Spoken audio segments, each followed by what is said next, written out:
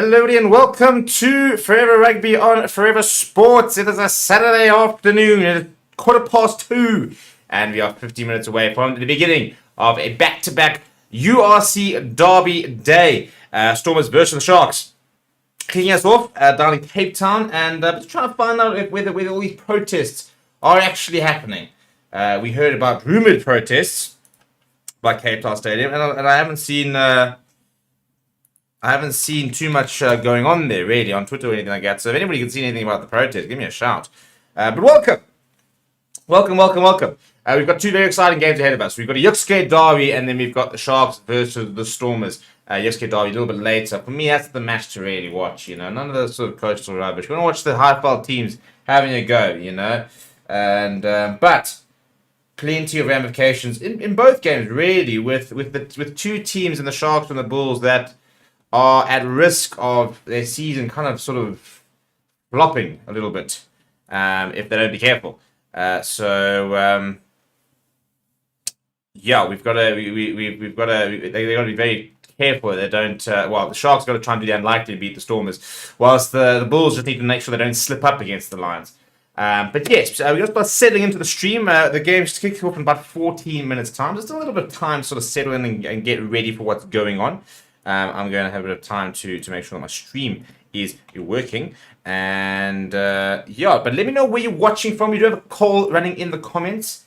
Just asking you very, very simply who will win. Like, it's not rocket science to answer that. So please go and vote on the poll. It just makes me feel good about my life. It makes me feel like you guys are down. DST was having a heart attack. It just kind of makes me feel like you guys are invested. You know what I'm saying? Because if they don't, then I feel like you guys aren't really invested in what's going on here. And that's sad. That's sad. So go and vote on the poll as I try and get myself my feed sorted. There it is. Getting there. Currently on the Formula 1 at the moment, seeing sort of what's going on there. As it's interesting, we got to actually see the two Aston Martins. The fastest in the practice 3 over there in the Formula 1, so quite cool to see. But in terms of this match over here, Hughes in the comments already say Mad Gavin Cork last night, Steve Munster versus Muscat. I watched the last half an hour. Gareth Davies, by the way, what a player. Good to see RK Stamen back. A really good fight back there from the Scarlet. Just unfortunately far too much to do in that second half, but it was a tremendous effort from them.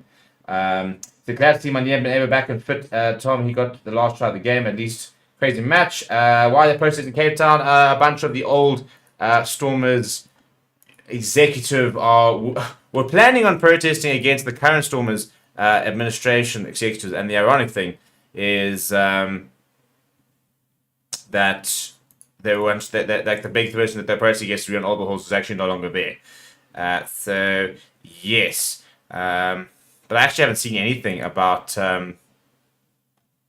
any protests actually happening, or whether anything actually did happen outside the stadium. So that's why I'm asking if anybody saw it, because I haven't seen anything that on my side, which doesn't surprise me really, you know, because how often do we see like these threats of protests, and then when it actually comes to it, everybody's like, nah.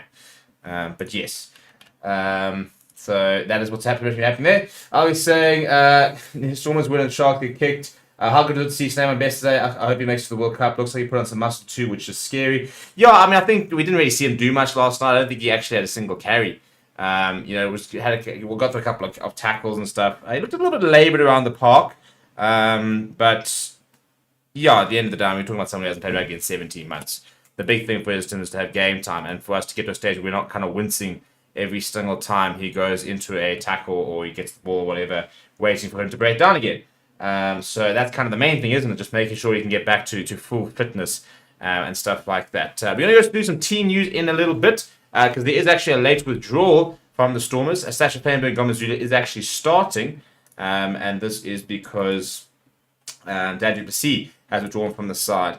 And I believe, where is it? Jean-Luc du Plessis has come onto the bench in place of Sasha Gomezulu, who moves into the starting berth in the number 12 jersey.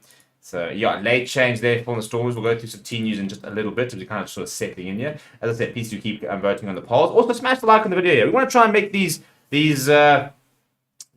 streams as big as possible. You know, and try to get as many new faces in here. You know, I love the old crowd. I love you guys are the OGs. But as much as you know, we do love the OGs. We've got to try and expand the community, don't we? We're also trying to sort of get our Discord going a little bit. Some of you guys actually might be part of it already. It was dead. I'll be the first person to admit that it was dead. But we are trying to revive it. And we've actually created a very sort of generic, general, open sort of Discord for all the various sports and stuff like that. So if you're interested, you can go and join our Discord server over there. It will take a while, then a couple of days to sort of really start kick off. But yeah, at the end of the day, start jumping in there, and let's start getting some people in there. I think it's about 77 people already, so you can try and get up to 100 in that Discord, to the various sports and stuff like that. It'll be quite a lot of fun. Matthew is saying RP Stormers fan, Sharks gonna blank Stormers. Brave call, Matthew. Very brave call, but I like the optimism. I do appreciate backing the underdogs, because I would like to back my underdogs later when the Lions. I might even go get my Lions shirt up. That is when hey. If I can find a Lions shirt. I mean, I've got several. Just need to find one. Albert saying, I'm not a Stormers fan, but the Sharks win will be an upset win, 100%. Albert said you might want to not split your audience by having two sheets open at once. Well, unfortunately, you kind of have to, because there's Formula 1 happening at the moment and there's rugby happening at the moment. That Formula 1 stream is actually coming to an end now, because practice ends at 2:30, and that's when the kickoff starts. So that is the plan. And Tian saying, how's the are you doing, Tian? Have you well? Thoughts on Arce's return? Yeah, I thought it was quite a slow, gentle return really for him. I was actually halfway through putting up some stats. Maybe like 4 or 5 tackles. I don't think he had a single carry. But more importantly, he got through, 15 minutes of action, I reckon it must have been. And came through unscathed. I think that was the most important thing, isn't it? I don't think anybody would have even minded if he didn't do a single thing. So it was all about just him getting through the various game. Getting through the game. And this is what I want to try and find out. Also, some good news. Our Blitzbox have woken up a little bit and literally had to wake up, because they were trailing, I think 19-7 or something like that, against France, and came back to draw 19-19 before they pumped Japan 40 points to 12. They are playing against, I think it's Argentina, about 11:30 tonight. And so if they can win that game, then they'll progress into the quarters. But let's have a look at what Arceus got through last night. Here we go. 1 carry, 5 tackles. Didn't miss a tackle. They were all pretty close. 17 minutes played. I think that's the main thing. It's just got through a couple of tackles, couple of phases, and more importantly, he was all right afterwards. Hopefully we'll see 17 minutes this week, maybe another 15 minutes next week, then 25 minutes, then maybe a starting berth. Play 40 minutes. Needs to slowly and surely come onto the game and just sort of ease himself back into the sort of action and get himself back up to full fitness. So that is the plan. Hopefully that's the plan anyway. We actually can't confirm whether it is or not, but yes.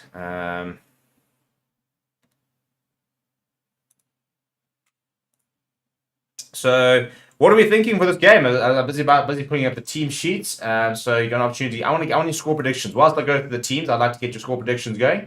I want to see who you guys are backing and who the where we're sort of thinking. Are we thinking it's going to be a big scoreline? Are we thinking it's going to be quite close? What are we thinking at the end of the day? And in terms of the two teams that we will see today, we'll start with the Stormers, shall we? The home side. And it is Alistair Vermaak, Joseph Webb, and Yetli Bashir up front. I think Alistair Vermaak needs a good game. I'm not wholly convinced that he is. I think he's quite stepped down. He's always going to step down with Steven Kitsoff, but I think that an additional loose head would be a good addition to the Stormers squad. Joseph Webb, I think, has been improving a lot. I thought he was very physical when he came on against the Bulls and was very good in defence. Would like to give him the ball in hand a bit more, but baby steps. And then we've got Yetli Bashir. I also think that has come in leaps and bounds this season. In the second row, Ernst van Rijn does start next to Ruben van Heerden, who shifts into the number 5 jersey. Dion Fourie captains the side once again. Ben Jason Dixon, who I've been very impressed with the last couple of games I've watched from him. I think I thought he's really gotten through a lot of work, put in a lot of hard yards.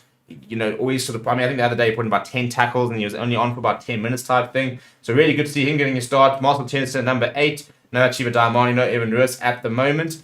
Then Paul DeVet coming into the side. I think it's an interesting decision because I thought that Hershey Yankees played quite well when in that game against the Stormers. Looked a bit more like the Hershey Yankees of old. And we've then got Mani Liebach at 10, Sibella Sinatla, Angelo Davis, your 2 wings, Peyton Blomikis at full back. A late change sees Sasha Feinberg Ngomazulu into the inside centre position. No Daniel Duplessis, who's been ruled out in the late replacement there. Feinberg Ngomazulu does come in, and he'll be partnered by Ruan. Now off the bench, it's JJ Kotzer, Brock Harris, and Sally Sunday as the reserve front row. Connor Evans, Ville Engelbrecht, the 2 other forward replacements. Then we've got Hershey Yankees, Johnny Duplessis, and Suleiman Hartzenberg as the remainder of the bench there. We then got into the Sharks. We've got Dejan Blulis gets an opportunity to start. He's next to Pheasant Bart, who's also found game time hard to come by this season. Harner Jacobs, who I think played about 71, 72 minutes last week, which is quite impressive for a tight head. Does get another opportunity. He was a late replacement for Carly Sardi a week ago, and I thought he actually got through quite a lot of work. Emil van Heerden back in the Sharks on the lines. We have no idea why, but he does start next to Krabant Krobler. Henk Venter comes in, which is maybe unbalances that loose chair a little bit in terms of having no real fetcher in the side. It'll be interesting to see what the breakdown work is like, but Vincent Tuka can definitely do a job, at the breakdown. Sigmund Zinoche as well, very mobile, number 8. He can sort of get himself around the park. Grant Williams, Cohen Bosch is the halfback pairing. Cohen Bosch captaining the side today. Apelele Fassi, by the way, is the big news. He's back in the side and starting on wing, where I think you'd probably be playing for the Box if you were to play for the Box. Bernard Koch on the opposite wing, Buddha Chamberlain at full back, where I think he's been pretty good. And then we've got Rowan Janssen, Rensburg, and Marius Porkita in the centres. Off the bench, it's Kieran van Vuren into Tukung Tunu and Carlu Sari. A very, very good reserve front row. Good to see Kieran van Vuren back as well. You then got Jean-Ray Lapis, Labaskakni, James Fenter, Pepsi Boutlezi in a bit of a bomb squad, Cameron Wright and Jaap Henkle. So it's a good Shark side, but again, I said last week that I thought it was a decent Shark side, and they got absolutely hammered, but they got outplayed by Ulster pretty easily. I was actually very disappointed at the effort that we saw from the Sharks about a week ago. But let's get some of the comments, shall we? Alphaningen says, here, Snowman, big guy, must take it slow, 100%. Albi says, as long as Snowman isn't injured, I'm happy. Him on the bench in the World Cup calms my soul. Tiana van der Berg saying, I just want the OG bomb squad back. Clayman saying, away they go, Sharks, show the Stormers how to play rugby. The OG bomb squad from the World Cup was good fun.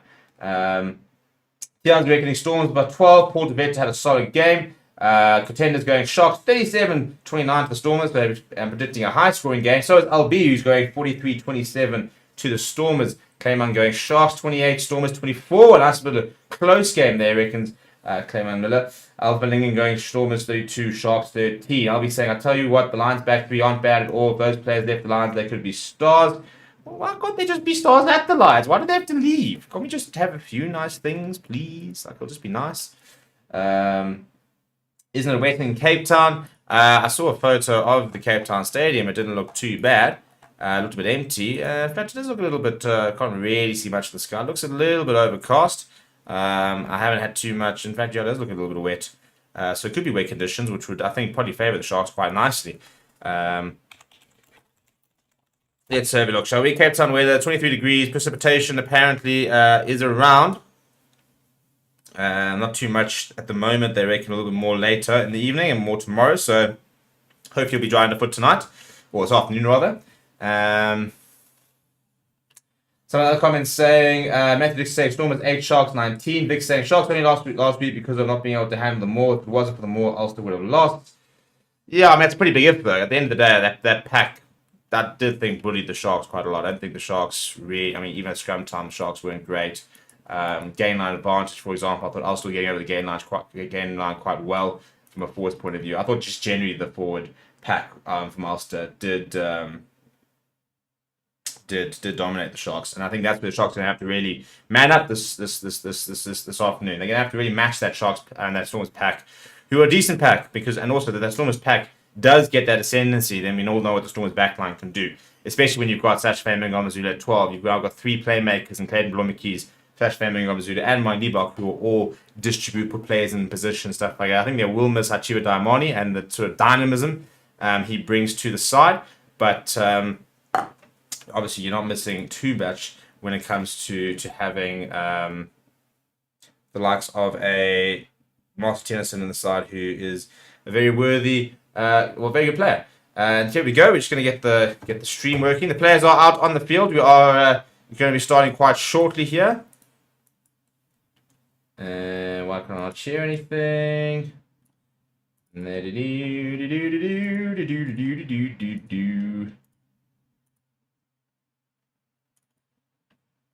So she's waiting in the corner. Don't ignore her, my friend. Why have I got no volume yet, people? I should have some volume. I don't have volume. This is a problem. The Sharks looking to climb out of that precarious. There we go. Got a bit of volume there. Stormers looking to maintain their position in second. So we are all set to go my side. And there goes the whistle, by the way. Now, there we go. And we do a kickoff. Sharks are playing right to left. So Stormers will receive the kickoff. And it is Clayton Blommetjies who received that kickoff there. Former Springbok fly half Joel Stransky. Yeah, thanks very much, Matt. And what a game it is in store for us this afternoon. Both these teams a little bit weakened. Locked positions, I guess. Right, so there we go. Stormers good from the kickoff there. Paul DeVet just bringing the ball back. He'll be bringing his first box kickoff of the day. Home semi-final, the Sharks fighting to get into the knockouts. Looks pretty clear over there. Looks like quite a nice day. Looks like a reasonable crowd in. Apparently 30,000 tickets being sold, which is very impressive that it is the case. Stormers starting lineup in place of Herschel. That's decent clears there from Paul DeVet. He's pretty highly rated by the Stormers coaching staff. So, yeah, I think it's a bit of a balancing act in terms of giving him some game time, as well as the likes of a Herschel Yankees and stuff like that.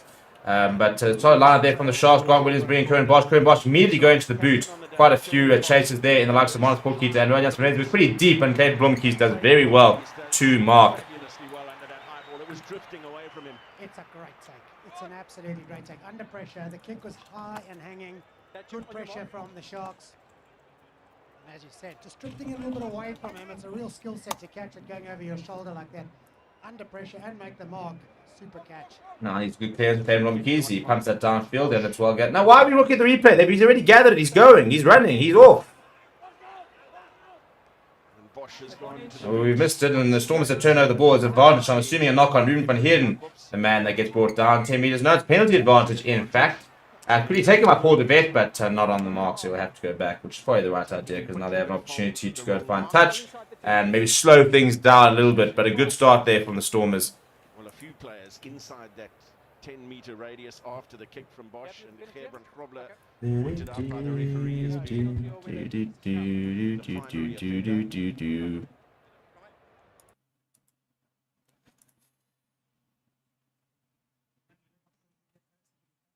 Right, my dear, now we'll kick towards touch.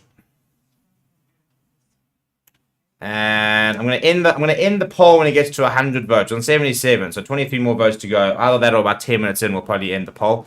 So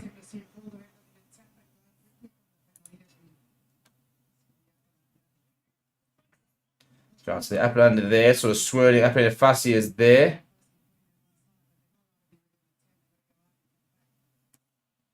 And yeah, the Sharks players there. Oh, look at an ESCOM update. We might even have stage 2 tomorrow. Yeah, exciting times if you're a South African. Let's go. Joseph Drever, first line out, goes to Ruben van Heerden.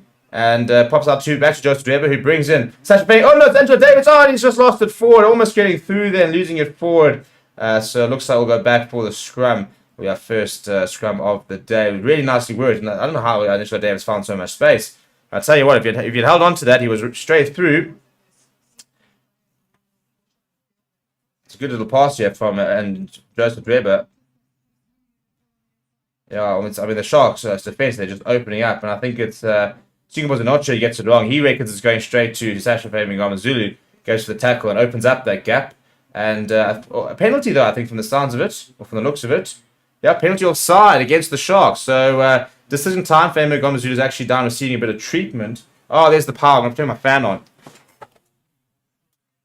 Ah, good times, good times. Stage 2 tomorrow. The power's back here. I've got my fan on. You know, life's good. And the Stormers once again going for the line. They're really backing themselves to try and score early and put the Sharks under pressure, which is the right thing to do.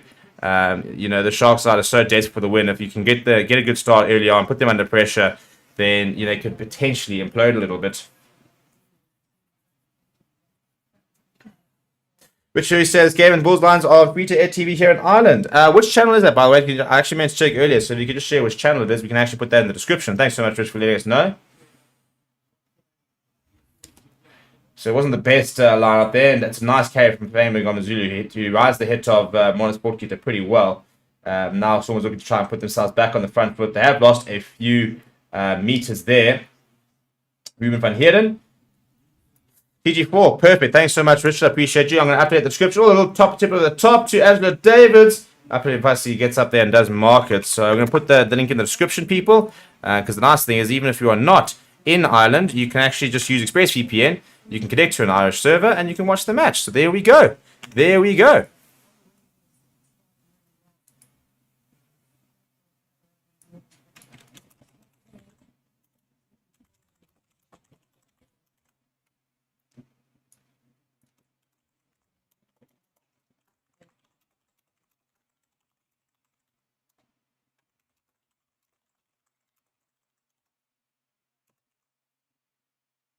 Right, people, so the description has been updated. So if you are looking for how to watch the match, check the description. A big shout out to Rich for letting us know. Because when I checked earlier in the week, it hadn't been added. So, yeah, that's cool to see. So, yeah, if you're not inside Ireland, as I said, you can use ExpressVPN, connect to an Ireland server. Good lineup there. Angelo Davids running off the left of Mangibok's shoulder. He's driven back. And the Stormers, once again, struggling to get over the advantage line a little bit. They're Paul DeBet now caught on the ball. Turnover ball, actually. Henry Jacobs, the tight head, who then jumps on it. So turnover ball here for Grant Williams, who goes back to Curran Bosch in the pocket. Curran Bosch going down the left-hand side. He's outside the 22, so can't find touch. Sir, could you please sit down so we can watch the match? Thank you. Murray Liebach calling for the up and under. And he's lobs up in the middle of the park. Then Blomik is after it. It'll be up against Buddha Chamberlain. Buddha Chamberlain does do well. Gives it up to Miles Portkita. So Sharks now with possession. Grant Williams looking for quick ball. Going back to Curran Bosch. Curran Bosch finding a bit of space down the right-hand side as he keeps it pretty low down the centre of the park. CBS not they're happy to just let hit his foot, and now he's going to try and find a bit of space. But that going drifting towards the left, steps away from Ryan Jans van Rensburg, who's not having any of it, pops it out to Ruan now. He's under a lot of pressure from Werner Koch, former Sevens teammates, of course. Pulled a bit back inside towards Netley Bashir. Storm is just outside the 22 on the left-hand side of the park here, and conceding a penalty. Could be for sealing off here. And Sharks, if I'm the Sharks, taking the 3 points. That's a good passage to play from the Stormers, and the Sharks almost got away with that with some decent defense. Now they've got a penalty that's pretty kickable. I would be looking very quickly at just knocking it over, taking the 3, getting the points going for the day. He's saying, good Steve, the SA won the test cricket, no worries. The bowler is good final inning 6, was it? 7, yeah, I bought it with a 6-4. You're so far ahead of me. Well, I apologize. Having electricity is not normal in South Africa, 100%. I'll be saying I'll never understand how you all survive with no electricity. Hey, we're South Africa. The border market plan is a phrase for a reason, and that's South Africans. Well, we're gonna have to make plans between inverters, rechargeable lights, gas, braai. I've got my braai. I've literally got my charcoal and stuff ready to be lit after the Lions game. The salads and stuff's already done, so we don't have to worry about that in the dark. That's how we survive. We've got to be prepared.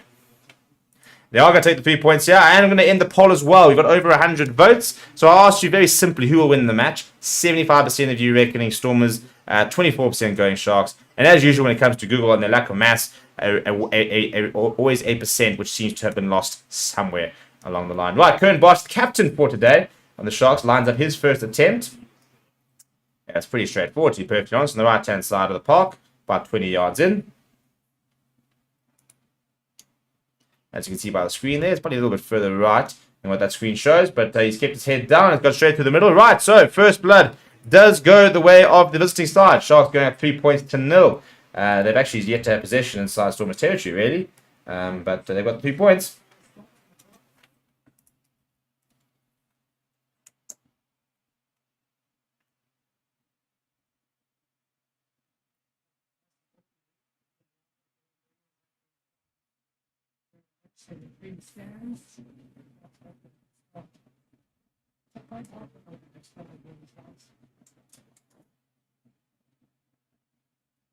Restart there. Oh, that's horrible. I think Vincent Tuka spilled that forward. Is he not? It looked like he had.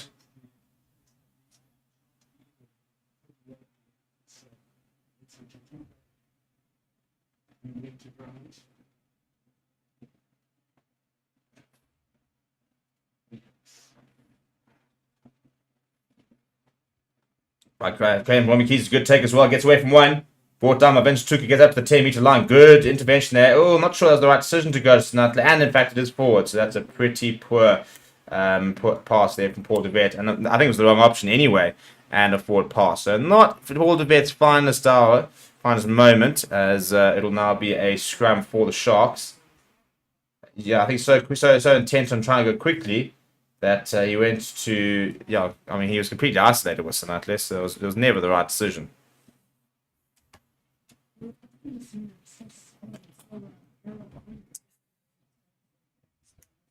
Albie says, I guess people will be better brides from all of that. 100%. We are definitely refining our ability down here.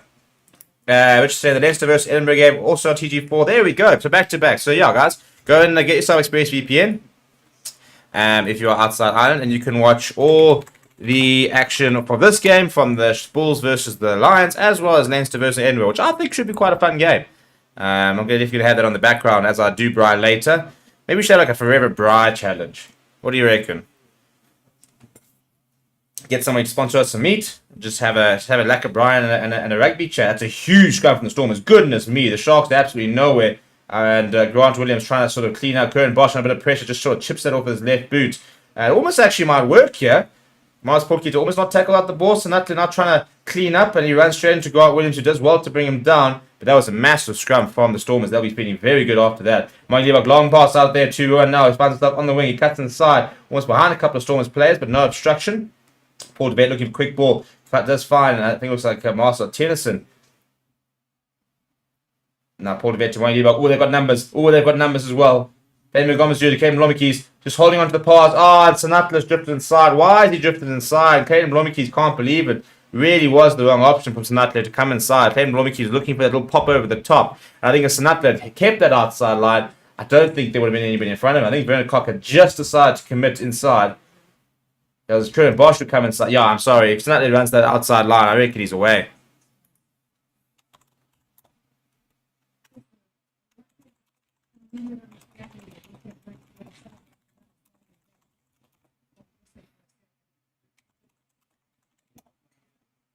And not straight is the call. Knocked backwards and then forward, sorry, actually. So it is a Stormers scrum. And after that first scrum, I think they'll be quite excited about this.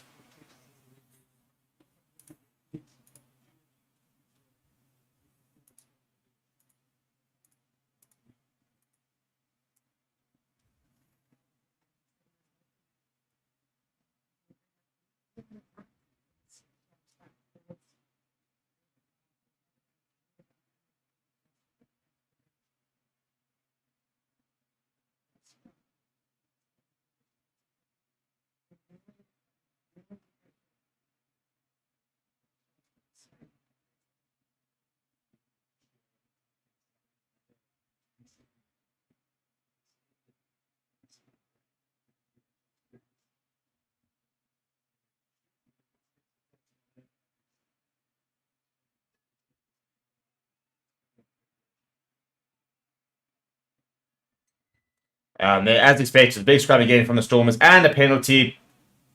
And if I'm the Sharks coaching staff, I'm looking at that and I'm starting to stress.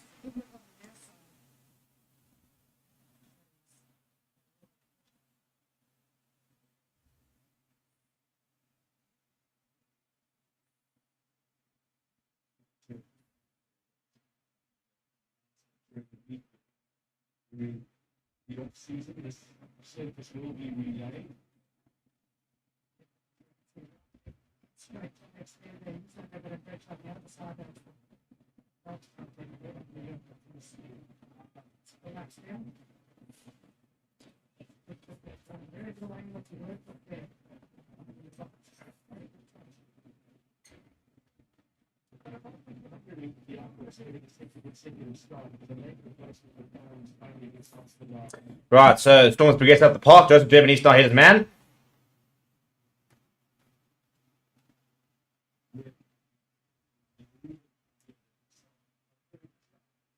It's a good more as well. Paul DeVet popping it up now to Marcel Tennyson. Alderweireld goes to Joseph Dweber. Oh, the ball's just gone through his legs, but backwards is the call. Martin Liebach now under a bit of pressure, spinning away from one. Dion Fourie emerged with the ball. And that's a nice little carry from him. Vince Tuka over getting his hands over, as we did wonder if he might actually have to start doing a bit of breakdown work today. But good ruck there from the Stormers, ensuring clean ball and a penalty advantage as well for the Stormers. A bit of pre-roll. Oh, that's nice deft hand. Good angle there from Clayton Blommetjies. And it's over from Pasha Bainberg Zulu. Hands. Very good hands from the Stormers. That is how dangerous they can be.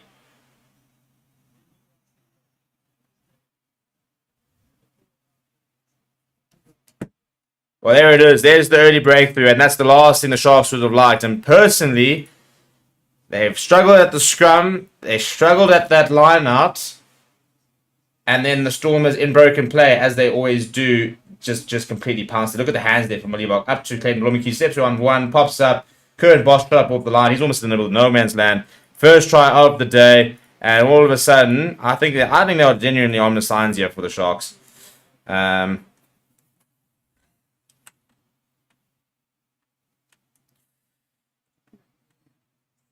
let's go some of the comments. And I'll be saying wingers always cutting in these days, stay on the outside.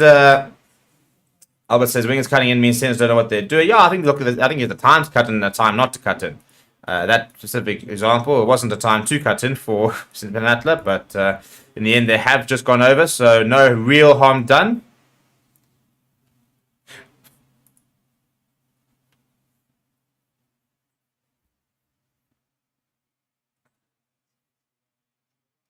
And Liebach missing out on the conversion there.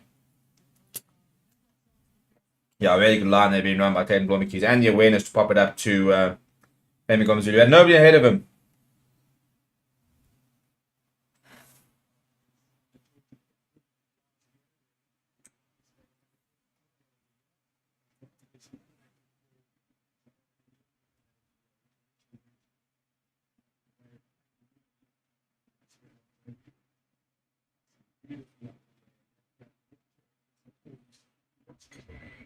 And penalty there from the restart for the Sharks.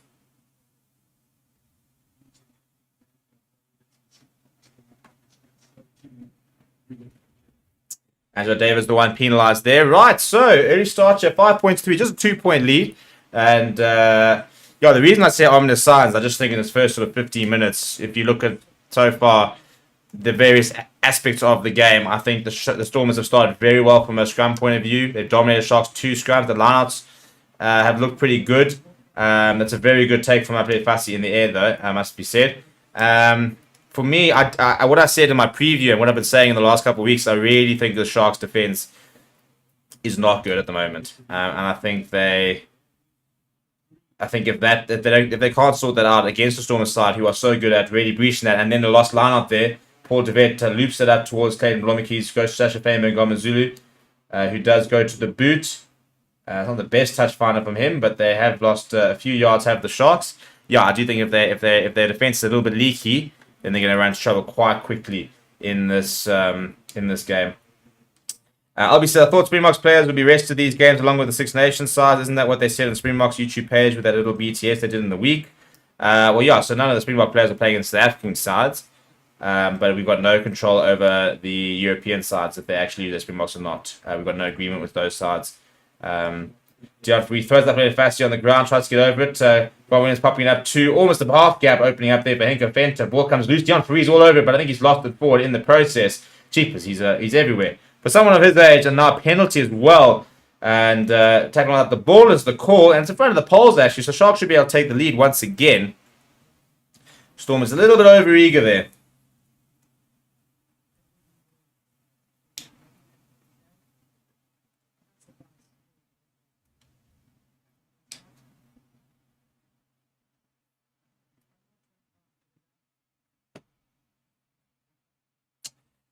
I'll be saying, that's a very good point being made. It says, don't let Stormers get in a rhythm, they'll hurt you. 100%, that's the thing, isn't it? You know, as soon as Stormers score, the best thing you got to do is try and just sort of knuckle down and keep them at bay for a while. And like this now, take 3 points, you know, pin them back, actually say, actually, we're still leading. You guys are still sort of under the pressure here. Because if you do let Stormers start to dictate play, start to find their rhythm, actually, they can look good. Yeah, the stadium is pretty full. It's supposed to be 30,000 people there today. And also heard that there's about 15,000 sold out at, well, not sold out, sold at Loftus for the URC derby. And as I said, a lot of people disagree with me on my Twitter the other day when I said that the Ellis Park is the issue, not the Lions. I know the Lions aren't playing good rugby, but at the end of the day, if you're gonna sell 12,000 tickets for Bulls versus Lions, you should be able to sell 12,000 tickets for Lions versus Bulls. You know, the return fixtures. And we're not at the moment because Ellis Park is just not nice to go to. It's horrible. It's in a bad place of town. The stadium experience isn't great at the moment. And it's not safe to go there. And everyone's like, no, it's, you're just being unreasonable. You're just doing this. You're living in the suburbs. Somebody called me a Cape Townian.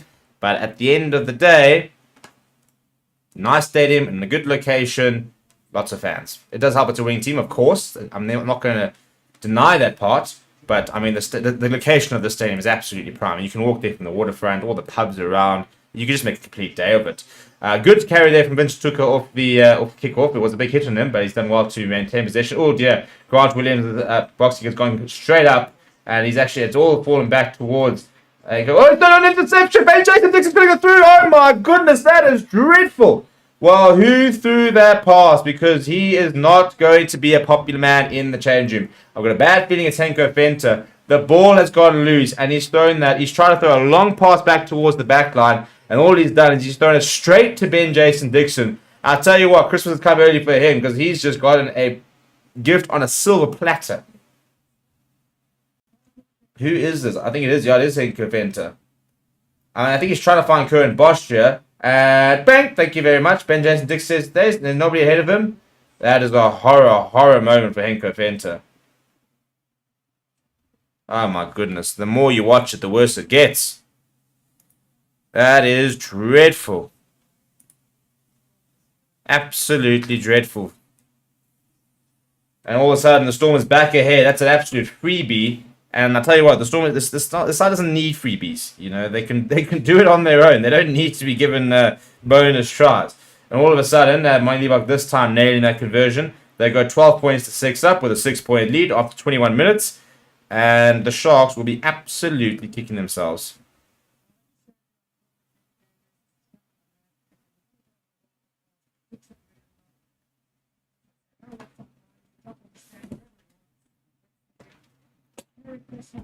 Yeah, good to see Ben Jason Dixon scoring. I've been a big fan of him for a while. You guys have been watching my watchalong. You know I've been rating him. So cool as well. Messi to kick off there. In fact, it's come off the hand of the Storm. It's actually a knock-on advantage. So Sharks all of a sudden on the front foot. But another knock-on there. So it will be a scrum for the Sharks. Yeah, not a good kick-off there for the Stormers. Marcel Tennyson, the man making the mistake.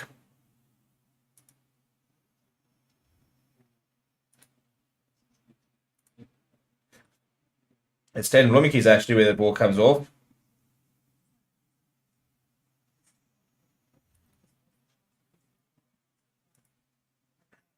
Can't Lions play at university? I tell you what, I don't see why not. I reckon just try, just for once, just do an experiment. Go and put Sharks a Lions game at the Vid Stadium and see. Go and see if you can go and sell out. I mean, I don't know what the Vit's rugby stadium capacity is, but go and sell it out. Go create a vibe, and let's see what it's like. I mean, it's probably only like 3,000-4,000. But go and put 3,000-4,000, because I'll tell you right now, 3,000-4,000 in that stadium will be a much better vibe than at 3,000-4,000 at Ellis Park. Now, a penalty for the Sharks taken quickly from Grant Williams. Grant Williams sniping around. This is where he does so well. Paul DeVere, his opposite number, bringing him in, but he gets the offload away to Emil van Heerden. But Dion Fourie is over that, and it's another penalty for the Sharks, in fact. It's against Marcel Tennyson. I think for not running away. Dion Fourie is very bemused because he thought he had complete rights to that ball and he thought he was over it. So I don't think he agrees with that call. Don't think he's particularly impressed. But what can you do, huh? What can you do? And the referee makes a decision. The referee makes a decision.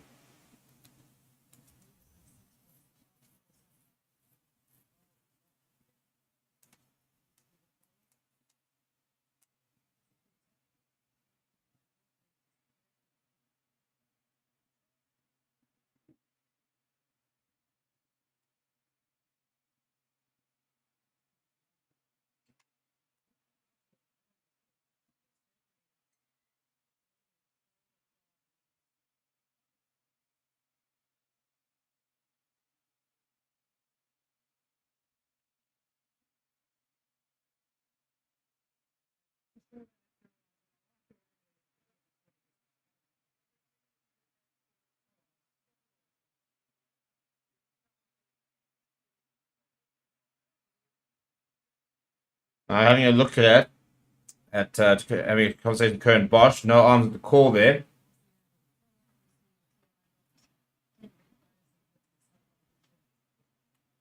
Yeah, so it's a penalty for the Stormers. A bit of a word there to Kern Bosch.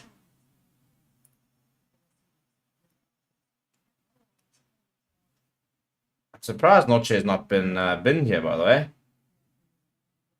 Has he not been binned? I'm surprised. Very surprised.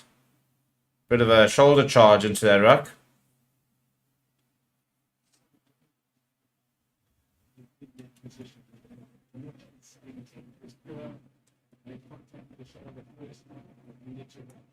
Yeah, so just saying that the attack was fine, but just didn't wrap. So I don't mind that actually. Hello, evil game. Hope you're well. Vix is another game when Grant Williams is killing us. He must let Bosch kick. Obviously, his yard holds 5k. That's about what they can get against anyway. Plus, it'll be cheaper. Yeah, I think just go and have it at bits. Why not? I don't know what the UJ Stadium's like. Cross kick there coming in for Monty Liebach.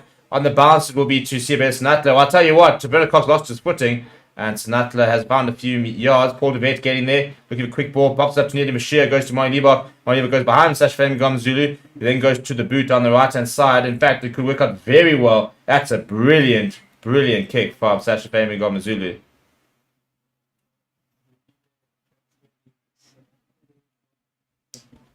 And he's actually said there's offside against the Stormers, so they'll go back for a penalty. It was a superb kick from Fabian Gomezulu.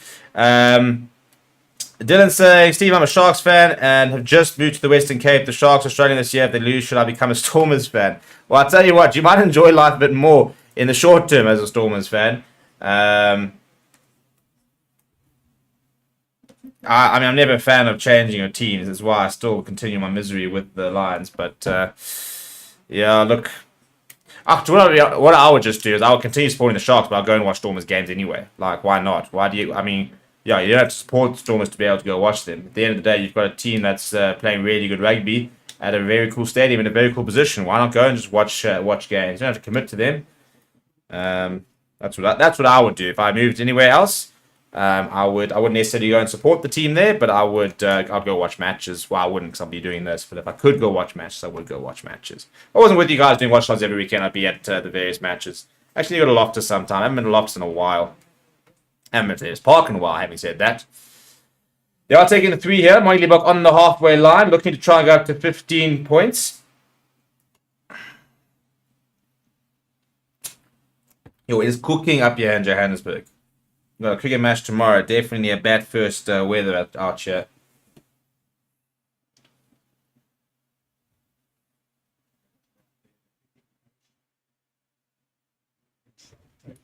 Monty Liebach, it looks like it's going towards the right. Coming in slightly. Is he going to have the distance? Doesn't have the distance. Bounces just under the poles here. It's a good... oh, dear. Pheasant Bart is going to be caught behind the line. They're going to take a knee. It's going to carry it back. It'll be a 5-meter scrum. That is really poor from the Sharks. Grant Williams taking it well. And I mean, poor Pheasant Barter, he just looks bemused. At the end of the day, they've gone from Grant Williams. I don't know who he went to, but you're behind the line, behind your try line. You've got a lot of good chasers.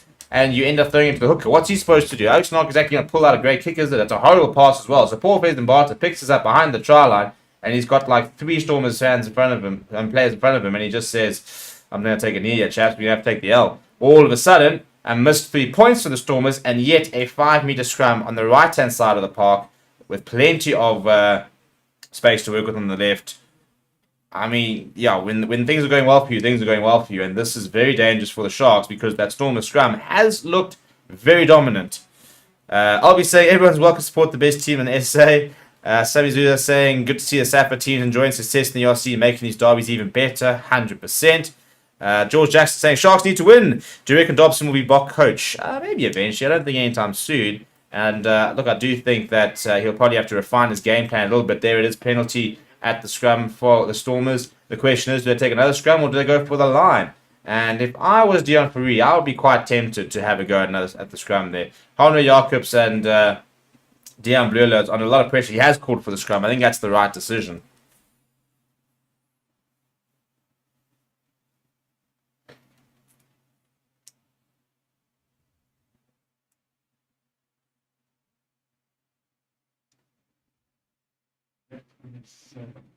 One of the main reasons why the Stormers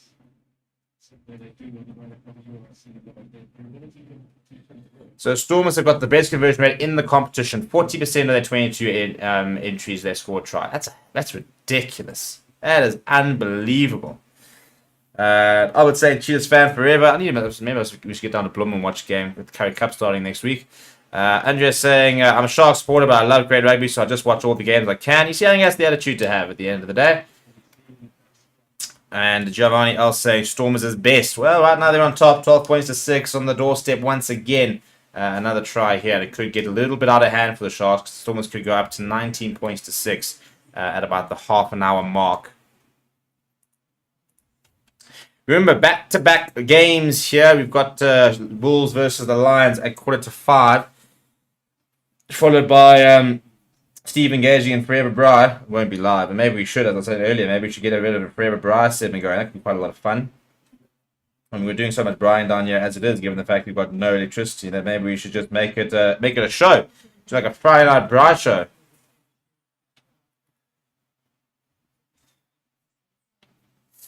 Do you think anyone beats Leinster this year? They look unbeatable. Well, I suppose, for example, it'd be interesting to see what will happen when they come and play the Bulls. Because chances are they would have already solidified their spot at the top, so they might send very much a B team. And if they do, then anything can happen. But yeah, I mean, playoff stuff when they got their full team, I just don't see how you do beat them, to be honest. They are, the core of the best team in the world.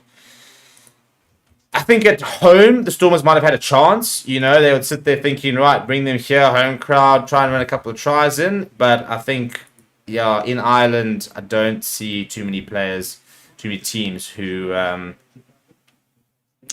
got enough to be able to upset them. We did see the Bulls upset them last year, but it did take the perfect performance to do so.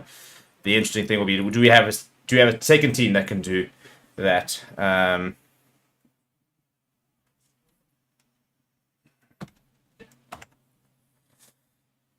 Another scrum here for the Stormers on the half an hour mark. They're going to have to use it this time. Turp is ripping up, but there another penalty advantage. It's going to be a penalty try, I think he's already walking towards the poles. Is this penalty try? No, it's just a penalty.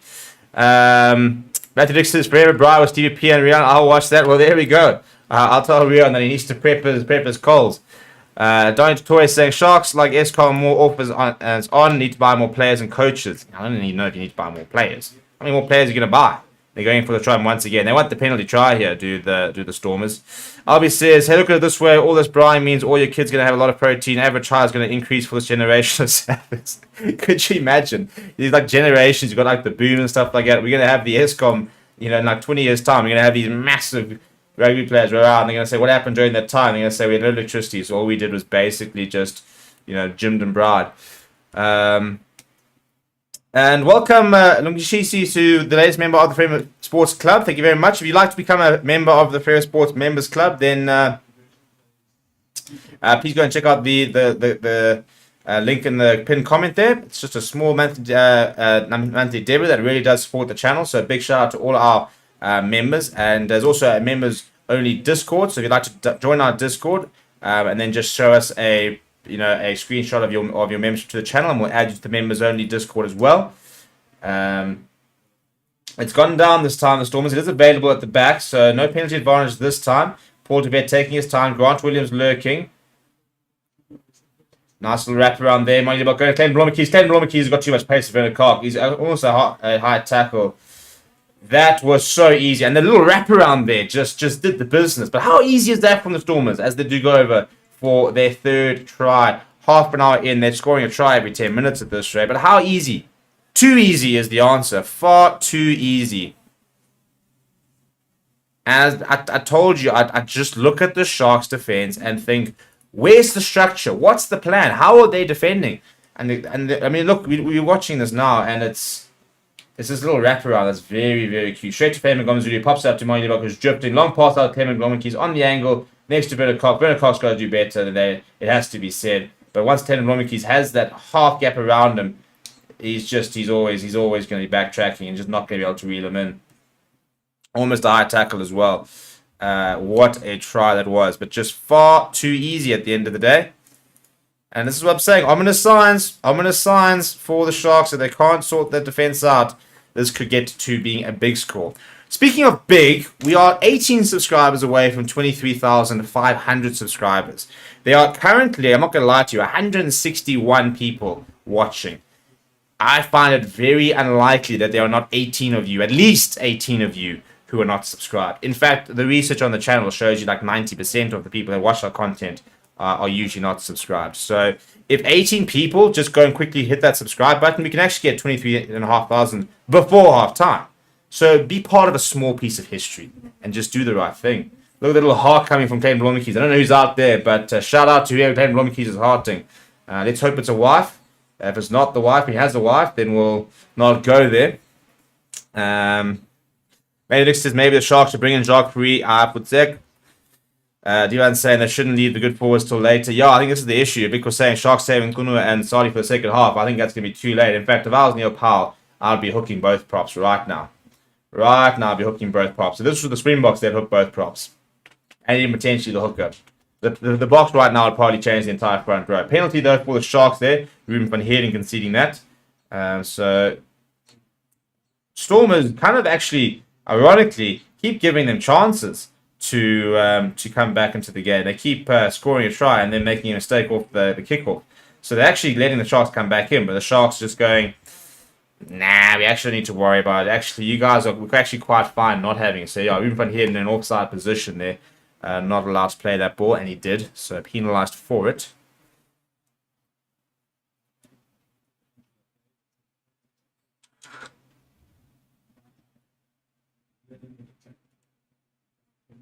Got Williams short to Rowan Jansen from Rensburg. We haven't seen enough of him so far today. He is being held up very well, though, from the Sharks, or from the Stormers' defence, rather, and eventually goes down to ground.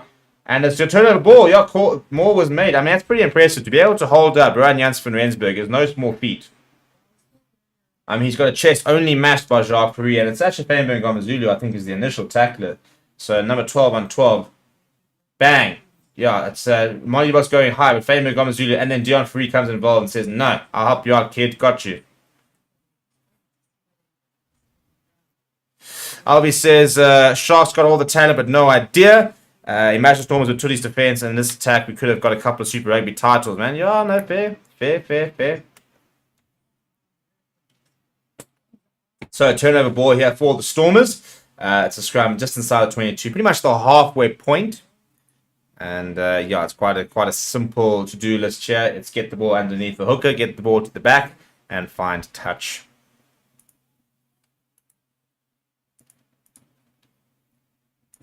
Shout out to the few people that have subscribed. There's definitely 50 more of you guys out there that haven't. So come on, just get us there. You know, just small landmarks. You know, on the road, 24,000 subscribers, 23,500 subscribers. Got a nice sort of ring to it. That's a much better scrum than that from the Sharks, by the way. And the Stormers might actually need to get this out quite quickly. It is a penalty to the Stormers, but I think mentally, the Sharks look at it and think, actually, yeah, you know what? You're not actually all over us. Wheeling is the call, but for the first time this game, the Stormers' scrum was actually under quite a lot of pressure.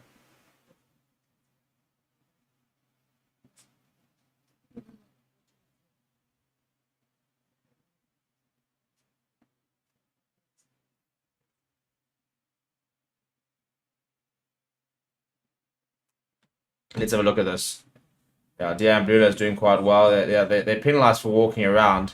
Yeah, I'll tell you what. As I say, I think the Sharks front row might actually take a bit of heart from that, and say that actually they weren't completely out scrum for once.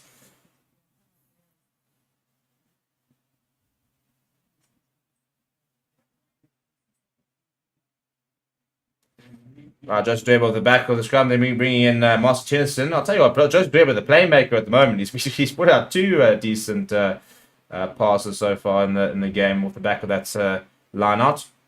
Now Paul de Vet lifting it. That's a very good take from Angelo Davids as the Stormers progress, and quick ball needed from Paul de Vet. He throws it out to Ronnie Debach. He chips it in behind Brennan Cock for Sibel Sinatla. Oh, the bounce of the rugby ball has just done him. But yeah, it could have been very interesting. I'll tell you what, a different bounce, a different day. Sibel Sinatla could have been tearing towards the try line. And if that man gets half a gap, even a quarter of a gap, in fact, any gap, you ain't catching him. I mean, he must be one of the fastest players in World Rugby. It's going to be a Sharks line out though. Ruan now, Bun taking that into touch. So Sharks a bit of time off here.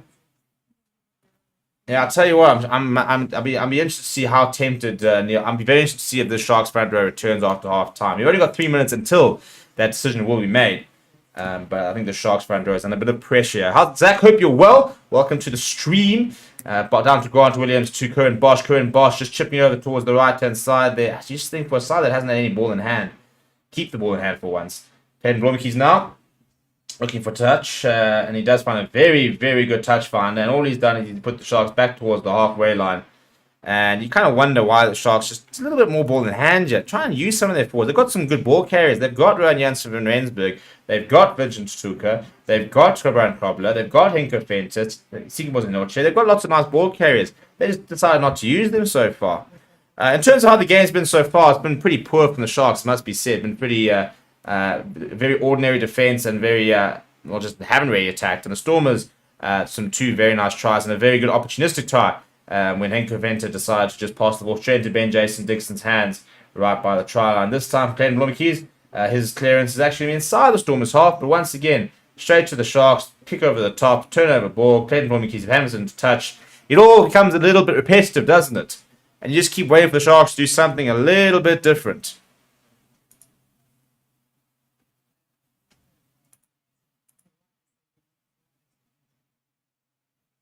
Covers going for the Stormers all the way, apparently. A bit of a messy line there. Grant Williams there's managed to get to Curran Bosch. Curran Bosch goes behind, and Ronnie Liebach comes across. But Buddha Chamberlain doing well before he's pounced upon by Moss Tierson. The ball coming loose there. Grant Williams pops it up to Curran Bosch. He has to kick it away under pressure, and he's going to be out in touch. So this is what I mean. But must admit, the Stormers' pressure at the moment, the Stormers' rush defense, the energy from the home side is very impressive. They're putting the Sharks under all sorts of pressure, and they're just compounding the mistakes that the Sharks are making. Like there, ball spits out to the back there. Grant Williams under pressure, pops up to Curran Bosch under pressure. His kick skews off at the right of his boot, goes out on the full, and all of a sudden the Stormers have got a line out with 30 seconds to go inside the Sharks territory, just outside 22 in fact. So Stormers' home record is the best in the league. They've won 17 consecutive fixtures on their own turf. And I don't think that right now anything's going to change. Joe Sudweba will go to probably the front of the line out there. And Ernst van Rijn goes up. And then Moore goes to the top. That's a horrible line out. And it's gone straight to Krabran Krobler. I'm not quite sure what happened there. He went up and Joe Sudweba just didn't decide not to throw it. Ruan Nel coming off his line there to Miles Porkita. He's found the going. A bit tough here. Ernst van Rensburg. Pick up and go. He's wrapped up Marcel Tennyson. So turnover ball here for the Sharks on the halfway line. It's well willing to kick it out.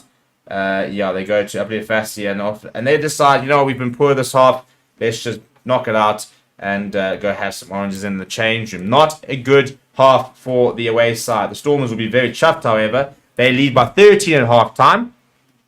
People, go get your beverages. Go get yourself sorted for the second half. An interesting second half to come. It's a decent crowd in. Looks like a nice day in Cape Town.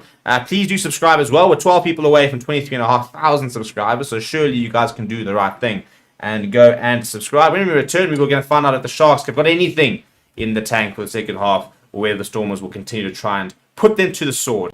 We'll see you guys in a little bit.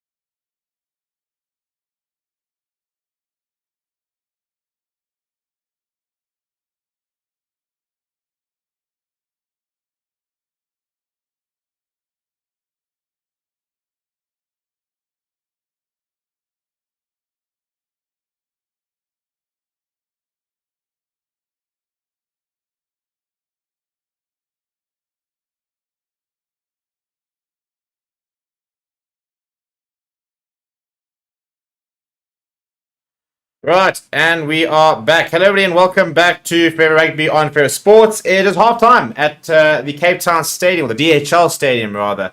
And currently, the Stormers are leading 19 points to 6. It was a pretty good first half from them. But it must be said, a very, very ordinary first half from the Sharks, who just do not look good enough at the moment. Really, really struggling. And yeah, at the end of the day, I think what we're seeing from them today is kind of what we've seen from them a lot during the season. The defense just far too porous. I mean, it's a bit like like trying to catch water with a sieve. It just doesn't work. And at the end of the day, everything's going to get thrown straight through. That's kind of what's happening so far. We've seen some couple of tries where it's some good moments. There's no doubt about it from the Stormers, and a couple of good touches. But it is just far too easy for them to get over the advantage line. And you look back at that Clayton Blomicky's try, and how is it so easy for him to get around the outside of Werner Koch and dive over? It shouldn't have been that easy. So it's frustrating. It's frustrating. And they'll need to sort themselves out quite quickly, or else they could be in some big trouble.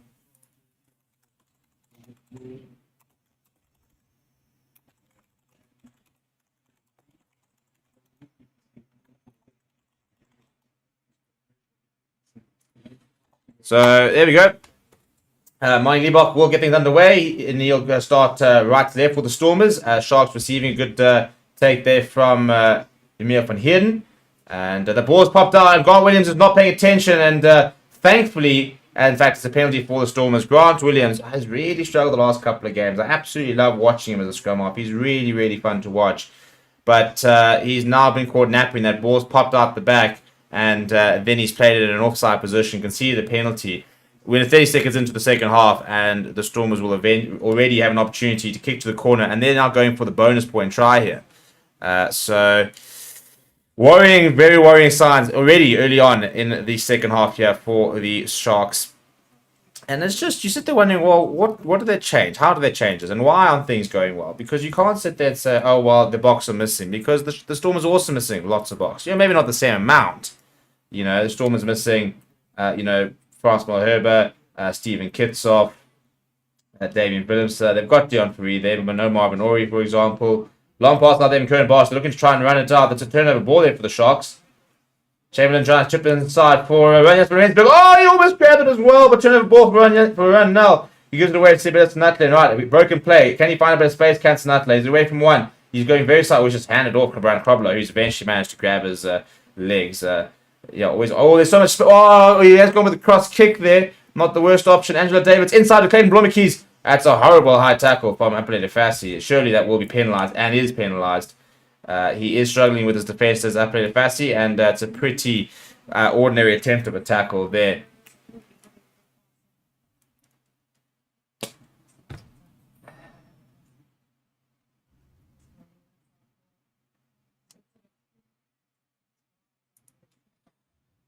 And looked ominous once again for the Sharks there. And this is the thing, what do you change? Now, first of all, I think they can change things. First of all, I think they've got a lot of good players on the bench that should be on the park. I think that's probably quite an important change they could be making. First of all, I think that they need to be moving the reserve front row on. I think to have Carly Sardi on the bench, to have Ntukum on the bench, even Kieran Field on the bench, when you're being absolutely hammered at the scrums, and to keep them there already. If they score here, this game's gone. I mean, they could go up to 26 points to 6. They've got a 20-point lead, and then you're going to offload your bench. What's the point of having them? And it's a knock on there from Fame and Zulu, so they're going to get away from that.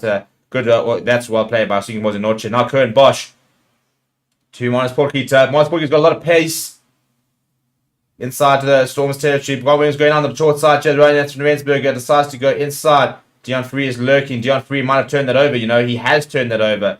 He does that so well. So well. When teams are on the counter-attack, teams are going well, and he just finds himself in that area. He's found another turnover. Clayton Blomicky's has spotted a lot of space down the right-hand side. Has he given this too much? It will bounce once and roll into touch. Brilliant kick there from Clayton Blomicky's. That's Dion Fourie at his best, isn't it? Tracking back, working hard, getting himself into that position to effect the turnover. and just relieving all that pressure. Rowan Janssen from Rensburg is completely isolated. Buddha Chamberlain's got to come and do better there. So does Miles Porkeeter. But Dion Free's on there like a flash, turns that ball over and says, thank you very much. Marlon says, probably why Fassi will not make box until his tackling is much improved. Vic says, Stormers only missing 4, the Sharks missing 8. Huge difference. Yeah, but look at who the Sharks have brought in. Come on. Guys, I'm sorry. I hear you. I hear you as Sharks fans. But you've got a Springbok on the bench in Intukum Kunu. You've got Kari Sardi on the bench, who I think could be a Springbok. Much better, for example, than I think Neertlin Bashir is, and definitely much better than Henry Jacobson's. You've got Pepsi Buthelezi on the bench. You haven't brought him on. You know, there are players, you've got, even on the starting here, you've got Rowan Janssen van Rensburg, who's played for the Springboks. There are quality players on the Sharks side. I mean, Stormers are missing a lot of good players as well when you look at injuries and stuff like that. Yao Penkley, and how is Yao Penkley the first sub that comes on? I don't understand that. Who's he replacing? Werner Koch. He hasn't played particularly well, so Apple Fassi been taken off. Well, that could be a thing coming back from injury, to be fair. But how have they not looked to change the front row? Much better line there from Sharks, and Curran Bosch will just hammer this downfield. Ken Romig is underneath it. He's got Angelo Davis on the right hand side. Angelo Davis will go for the chase. Ernst van Rijn floating around, as is Ruben van Heerden. The ball comes back Stormers side, and the ball comes loose, and Emil van Heerden was trying to run after it, but we only pulled back, and I think there was a knock on there.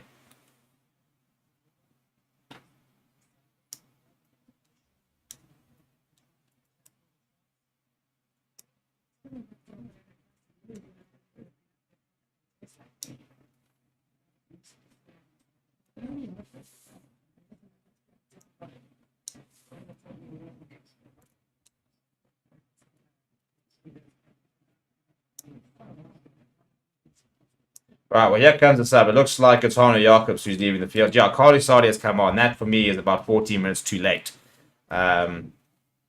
So, look, he is coming back from injury, Carly Sardi. Missed last weekend through injury. But, yeah, unfortunately for Arno Jacobs, just really struggled today. So, that's the right decision to be on Carly Sardi and those massive thighs on. Yeah, Carly, how's the bench, eh? Could be starting today at Loftus, but no. No, he decided to go to the Sharks and lose. What you get. Pepsi on the bench, I think that's a rotation thing. To be fair, he has played a lot of rugby. I agree, says Stormers are the only decent SA side. I mean, they're the only current form side. You know, last year we did see the Bulls in the finals, so it's a bit harsh.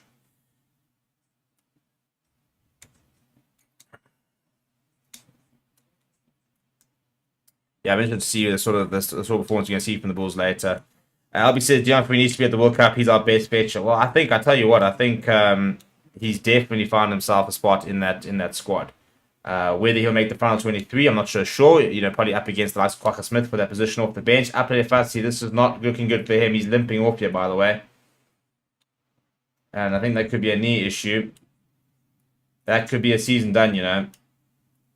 Not a good season for him, and it looks like it could very well be at an end as he is helped off. He's got strapping all up his calves. So I don't know if it's a repeat of the same injury, but he is going to depart on a stretcher. And unfortunately for him, his struggles will continue. A reminder, if you're looking how to watch the game, you can check the description.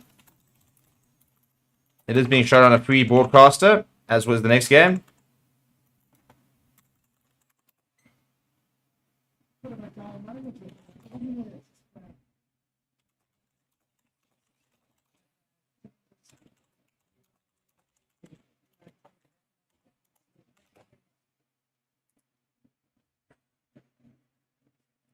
Vic says, not about having star players, it's about consistency of playing with one team. The Sharks have been choppy and changing large sums of players all season, no consistency. That, I think, is very true.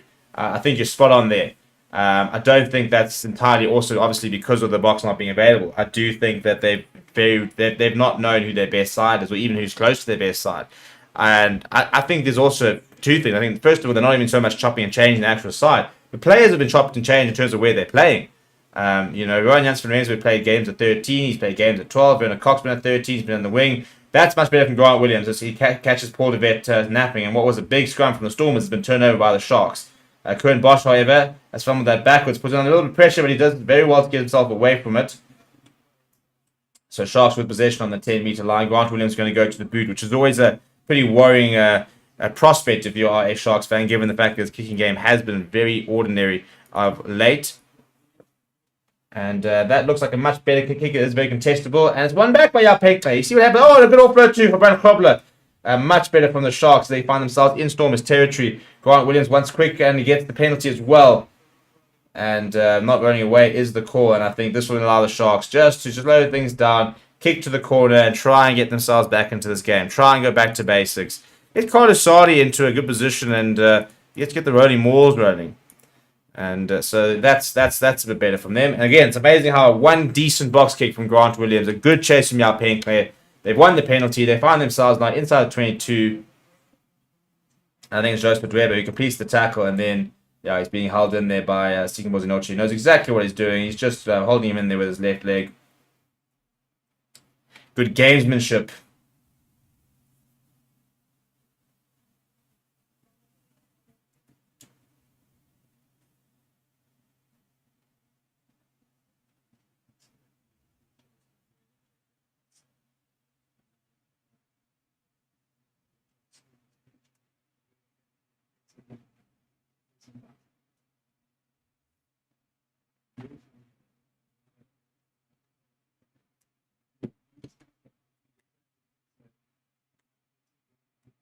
It's a pretty well defended maul, it must be said. This could actually be turned over here, you know. It is turned over. And that's just... The best teams can do it, can't they? The small sniff that the Sharks had. The small sniff that they had to try and make something happen. And Ruben van Heerden's got himself down the middle. Yeah, and Sharks' more defense last week was an issue, but you can just see it's working really hard there. And in fact, it's not Ruben van Heerden. I think Ernst van Ryn's actually got his hands on that ball. Yeah, it is Ernst van... No, it's not Ernst van Ryn. Who's in the middle there? Someone's in the middle there and got their hands on the ball. That is brilliant more defense though from the Stormers.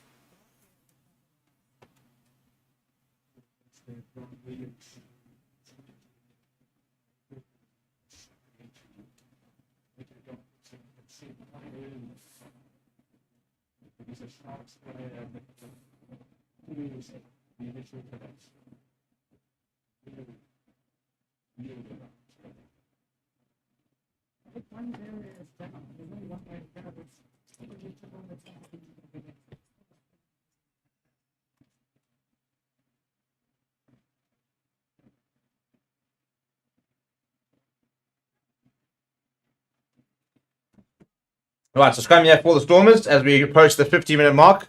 As I said, a reminder, if you are looking for ways to watch the game, check out the description. You can watch it on a free-to-air broadcast of TG4. Big scrum coming from Stormers. Penalty advantage there, Paul DeVette. I was at the back of the scrum there. Clayman saying, yes, I'm back, go Sharks. I agree saying, Sharks have to rest key Springboks ahead of the World Cup. Only really makes sense to play their best team for the Champions Cup, where they could definitely be a threat. Well, yes and no, because they can't afford to finish outside the top 8. Or else they won't have Champions Cup next season. So you 100%, you kind of want to almost prioritize that. But for me, you almost, and this is the thing where they've lost so many silly games throughout the season. If they were sitting 3rd and 4th right now, and they basically had that top 8 in the bag, then they're probably thinking, right, cool, we can actually really have a go at the Champions Cup. But right now, they've lost this game as well. You know, we look at the log, and the teams that are chasing them, that are playing today, in the likes of Cardiff, who are who are playing I think it's this evening against Ulster.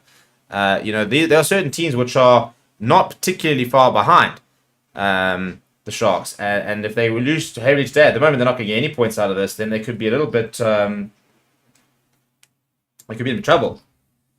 That's much better hands. Good hands. Bernard Cock finding a bit of space down the right hand side. Cuts inside, does well, staying as well. Much better from the Sharks. Grant Williams going to Emil van Heerden. Kieran Bosch delaying this pass. Probably should have actually gone for it. It's gone straight down. I think it's Kieran van Heerden from the looks of it. He might have come onto the park.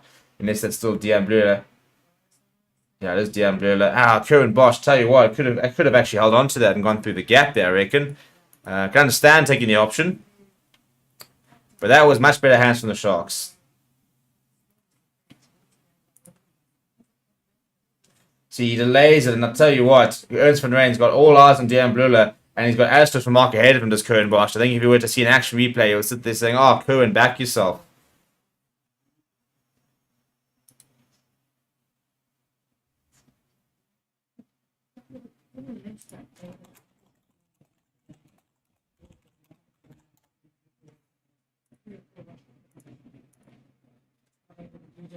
Right, so another scrum here. It'll be Stormers feed. Cardi Sardi, and we still saw a big scrum coming from the Stormers, so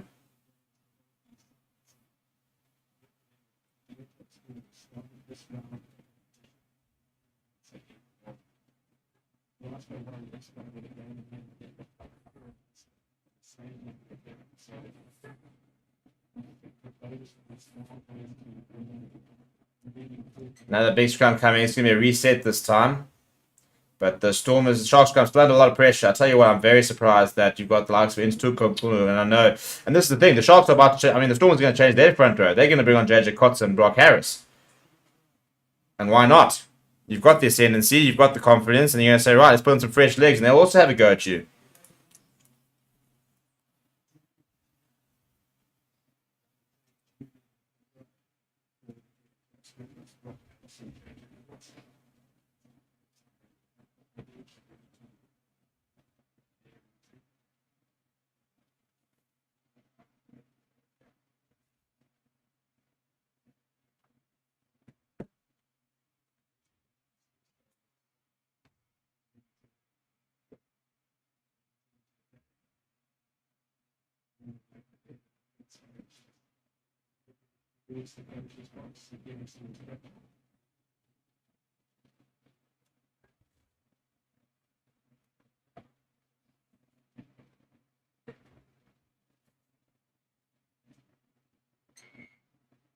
And another penalty on Stormers for the scrum. That must be about 3 or 4, maybe even 4 or 5 scrum penalties they've had so far.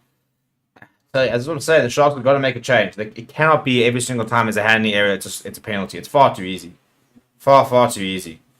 Albie says, all the squads are resting players. Remember, the SA-based players can only play 35 games a year, including internationals. The good news is the Lions players can all play 35 games a year, because you don't have to worry about them.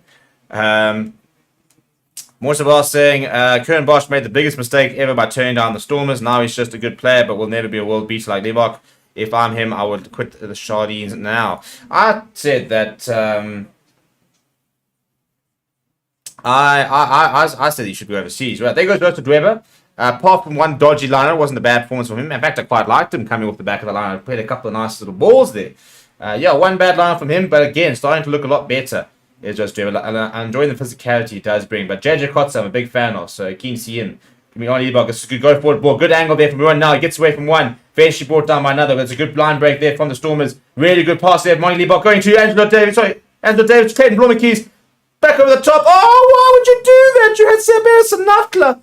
Yeah, Penkler with a good intervention. There's a knock-on advantage from the Sharks, but that is a try butchered. Butchered.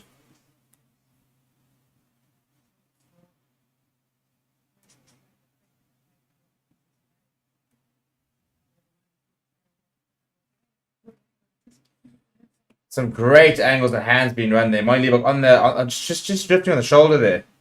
And then just give it to just why complicated. It's great intervention by Penkler. He decided to go for the ball out the two players was the right decision for him. He's definitely stopped a certain try. But you do look at that and think, how have they not scored? Because they had to have scored from there.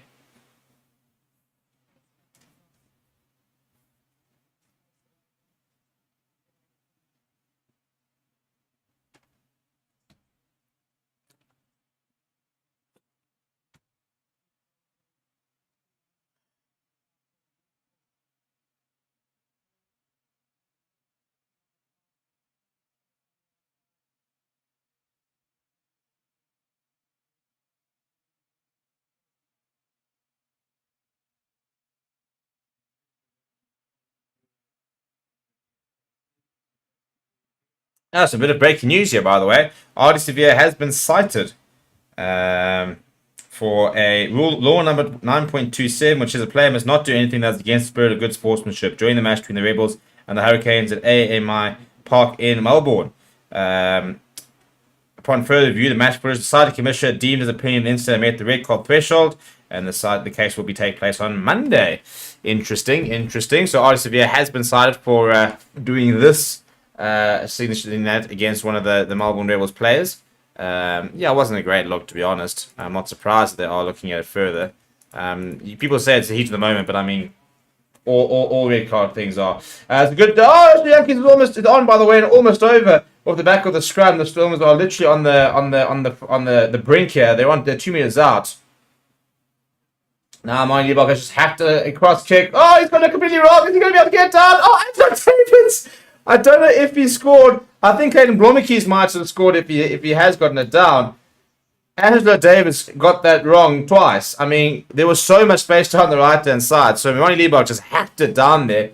And Angelo Davids was almost was flat-footed. The ball bounced away from him, then bounced away from him again. It looks like he might have gotten it down. I don't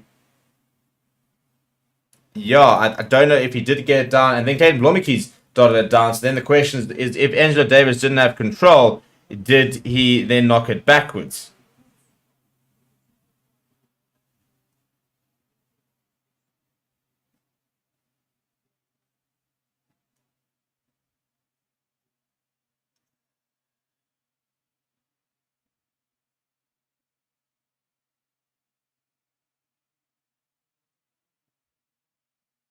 Yeah, I think this is a try. See, Angelo Davids, I don't think has control of it. Does he ever actually touch it? He does touch it. For me, that goes backwards, and then Clayton Blomekes picks it up. So I think Clayton Blomekes has scored the try there.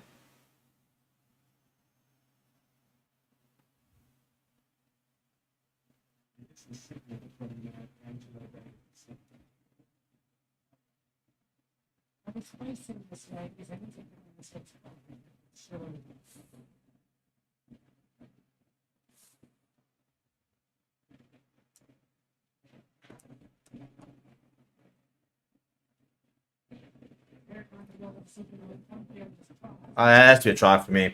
Right, what are we saying? Albie says, good Sevilla needs a ban. All Blacks players have been grasped for far too long. Albert says, the Artie move is actually in the haka. Yeah, it used to be. They don't do it anymore, but even if they did do it anymore, I think it's a bit different when you're doing like a general thing as opposed to literally in the heat of the moment saying, it's a bit hectic. Like taxi drivers do it to me all the time. I take it quite personally. Like I don't enjoy it. A taxi driver turns around and says, like, I'm going to kill you. I'm like, come here, boy. Smack you. But, yeah, anyway, so he has been cited. Anyway, what's going to happen? Yeah, surely it's a try here. Zach say, I think Clayton Blomekes is block 15's material. I think he's actually playing sevens. I think he'd be a wild sevens player. Yeah, he's playing well. He is playing well.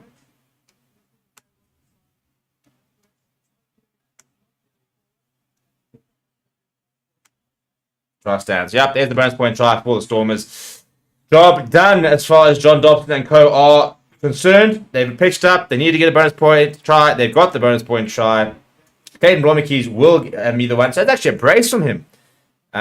Woods Boss says, try time, bonus time. Let's kill off these sardines. They don't belong in the same park as the Stormers. Time to go and recheck that fin because of whoever fears that ugly fin. That's how you really feel. But saying Willems has potential to become a legendary Springbok. His penalty kicking just needs the improvement. Was the difference against Ireland, but his field play is something up there with the very best. Yeah, I mean, I don't think. Again, I think post Damien Day-Lindy, I think Damien Willems at 12 is going to be a revelation for international rugby. I genuinely think he could become the best 12 in the world. It's a huge call. It's a massive call. I'm very aware it's a massive call because there are some great centres around. But I truly believe that Damien Willems can become one of the best inside centres in the world. He won't play there right now, but I think that's where he'll settle. I do think he'll settle there. Mushkis doesn't have to worry about the goal kicking. Right, another try, and the Stormers are starting to run away with this one. It is 26 points to 6, a 20-point lead with 25 minutes remaining.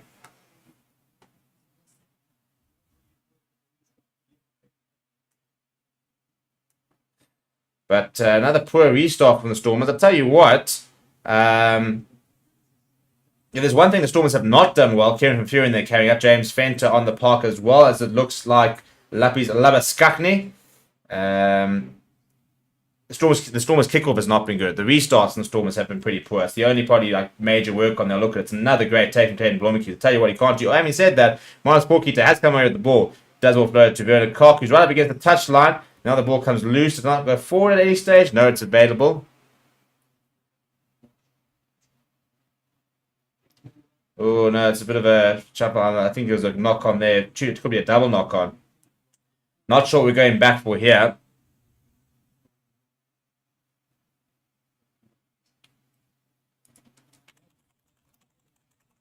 I think it's harsh to say Damien Williams is small for a 12. I mean, he's like 3 centimeters shorter than me, and he's 90 kg. He's not tiny.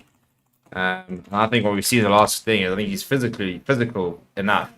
I mean, Damien Delaney's a bit of a massive unit. But the thing is, I think it's just a very different. I think we like a 12 that can get over the advantage line. I think Damien Williams that gets over the advantage line almost as much, just very differently. He uses sort of more his skills and his lines as opposed to just being very combative.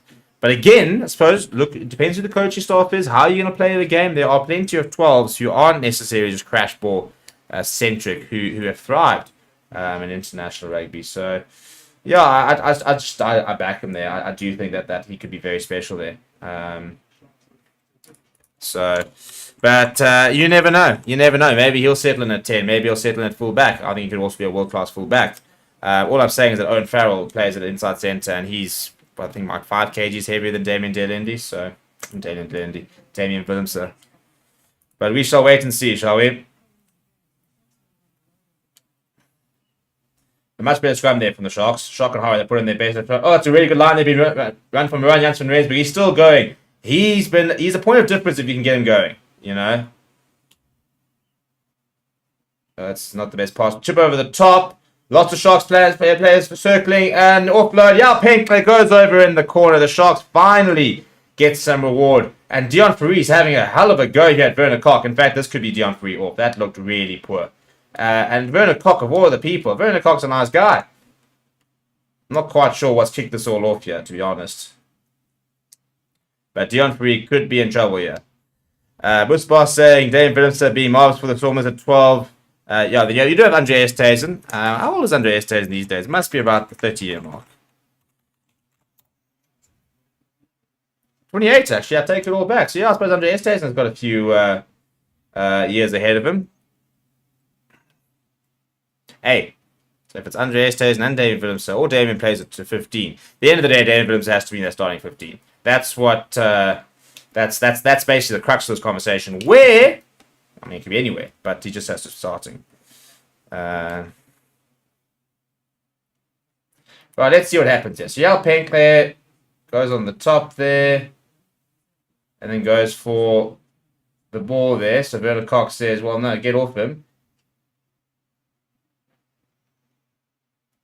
And then Dion Ferree decides he wants to rip open Werner Koch's shirt. To be fair, if you've seen Werner Koch without a shirt, it's quite impressive. So, I wouldn't be surprised if Dion Ferree just says, is this real? Or are you photoshopped? We need to find out. We've seen all the Max posters of you.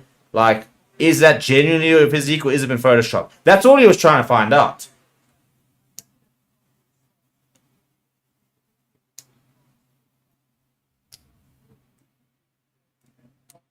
There's a penalty against Werner Koch for initiating it. I think that's a bit harsh to say he's initiating when Dion Ferree's going for the ball. Well after it's been grounded.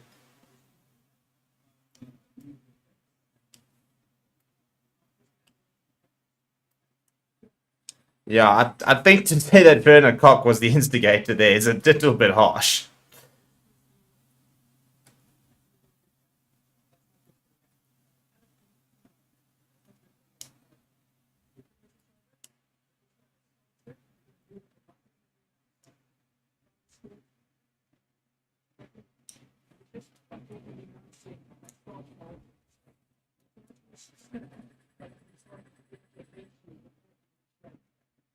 Okay, so the trial's going to stand, but it will be a penalty for the Stormers instead of the restart.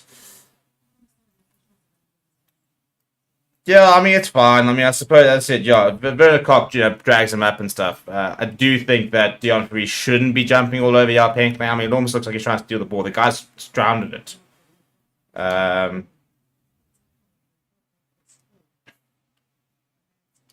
So, see, I mean, Vial Pinkler is clearly grounded it. Dion Freeze dived on him. Dion Free then wants to try and get underneath the ball. And Werner Koch. I mean, in theory, if he's trying to go on the ball and Werner Koch's jumping into a ruck there. Yeah, I don't think it's much, to be perfectly honest.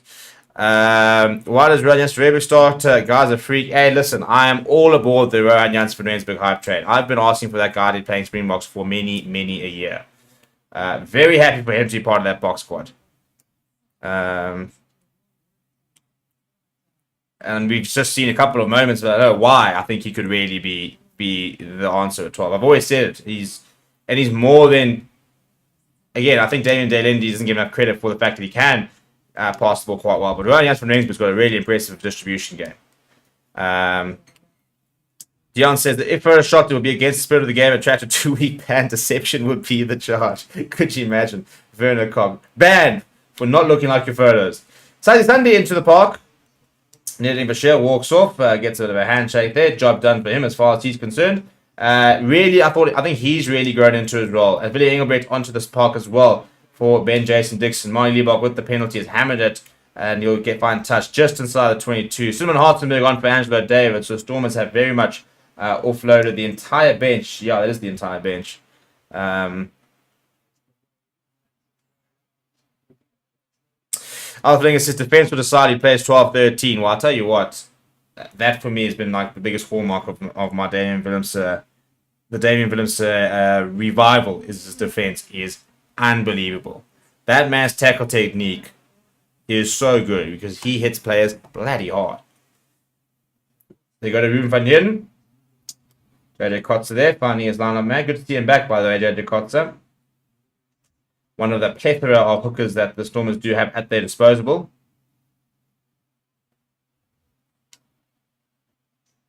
Now, Yankees, cameraman, can we catch up? I think that's Famer Gomezulu carrying it up. It is indeed.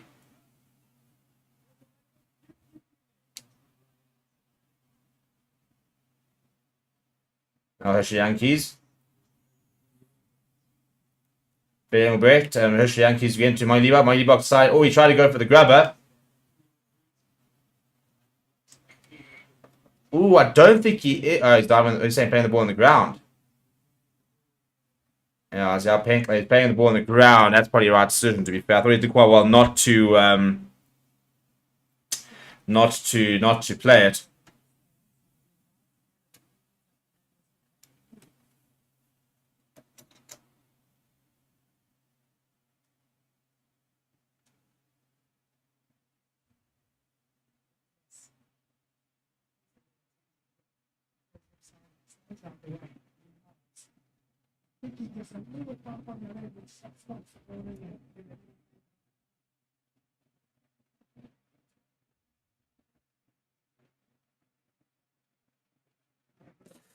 Damien Delindy's great tackle technique. Well, look, Damien Delindy is starting at 12 for the World Cup. That's not even, I think, up to debate at the moment. I don't think we're disagreeing on the 12-13 combo right now. For me, it's life after Damien Delindy. If there is life after Damien Delindy, maybe the man's going to keep going. He is 31. He is 32 this year, so he'll be 36 the next World Cup. So, you know, we do probably need to look at a couple other options. But this is a very good early maul, by the way, from the Stormers. And it's broken apart and has the grounding and the ball's come across. It looks like it has gone forward from the Stormers. It will be a scrum for the Sharks. I don't think anyone's denying that Damien Delindy is stopping. We're just looking, what are the other options? Andre Estes and obviously the current second choice. I personally think Damien Willems can definitely do a job. And Rohan Janssen van Rensburg could definitely be putting himself into that framework in the coming years. Big fan of Rohan. Needs to come back to the Lions though. I agree too, saying Bulls versus Lions next. Any possibility of a derby upset? Lions could really use the win. They love playing the Welsh clubs. Yeah, please. Can they? I don't even necessarily need a win. I just need them to pitch up and play good rugby. I need them to run the Bulls a bit close. You know, make them sweat. I want to see Jake White sweating in that box. You know, that's what I want to see. I want to see a Lions team playing with pride. You know.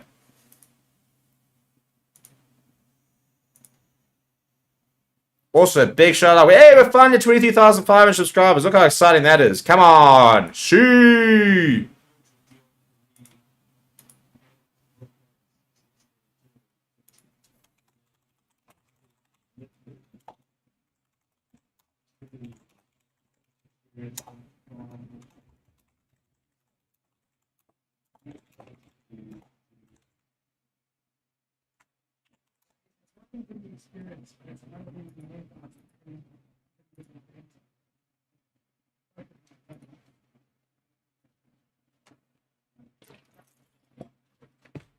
Right, so we are 18 minutes away from the end of the game.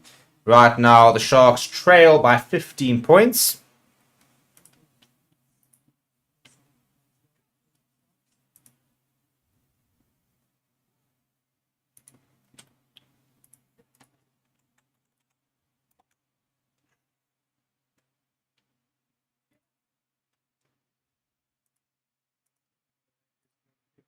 Basically, lazy on the park as well, picking it off the back.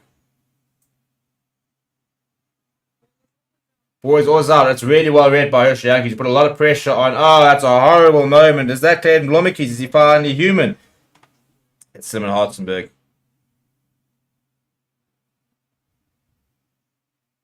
Yeah, it's pretty poor from him, must be said. Just, yeah, straight in, straight out. Straight in, straight out.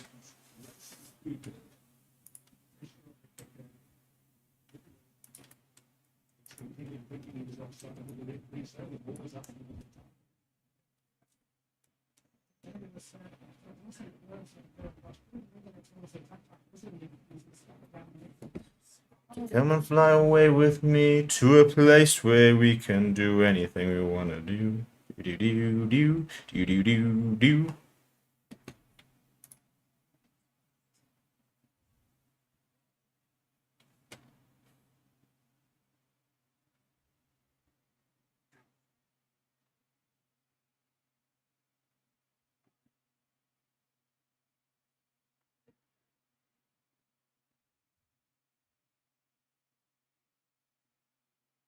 Hey, a scrum penalty for the Sharks. Well, that's a first. Literally a first.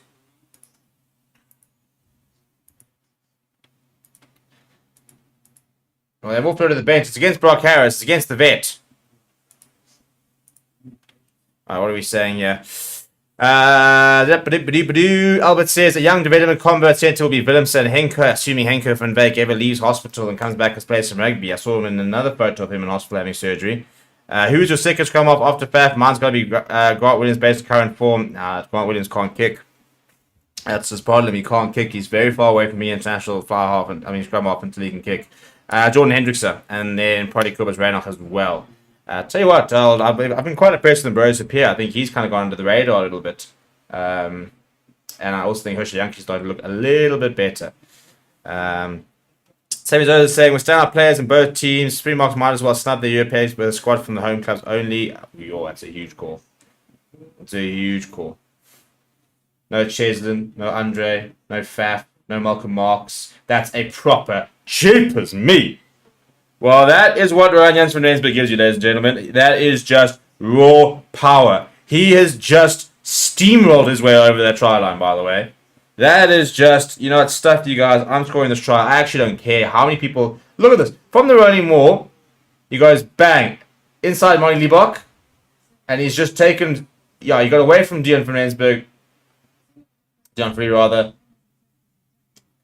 Away from one. And then he's just carried. Yeah, no, that's power. That is raw power from Ryan Jans van Rensburg. As if he was listening to us, going, just don't forget me, chaps. Don't forget me. Yeah, that's impressive. Beauty says, great stream, by the way. Well, thank you very much. Which SA team is your favorite? I'm a Lions fan. As I said, I might even break out the Lions shirt for the next game. You never know. You guys might be treated to a Lions, a stream in a Lions jersey. 40 minutes left for this, and we will be live at about 4:30 for that Lions game. Lions versus the Bulls. You don't even have to do anything, by the way. You can just stay on the stream, and it'll redirect you to the stream there. So you basically just stay here, and it'll just be redirected straight to that Bulls versus Lions game, where Frankie Horn is going to put in a masterclass. By the way, a masterclass.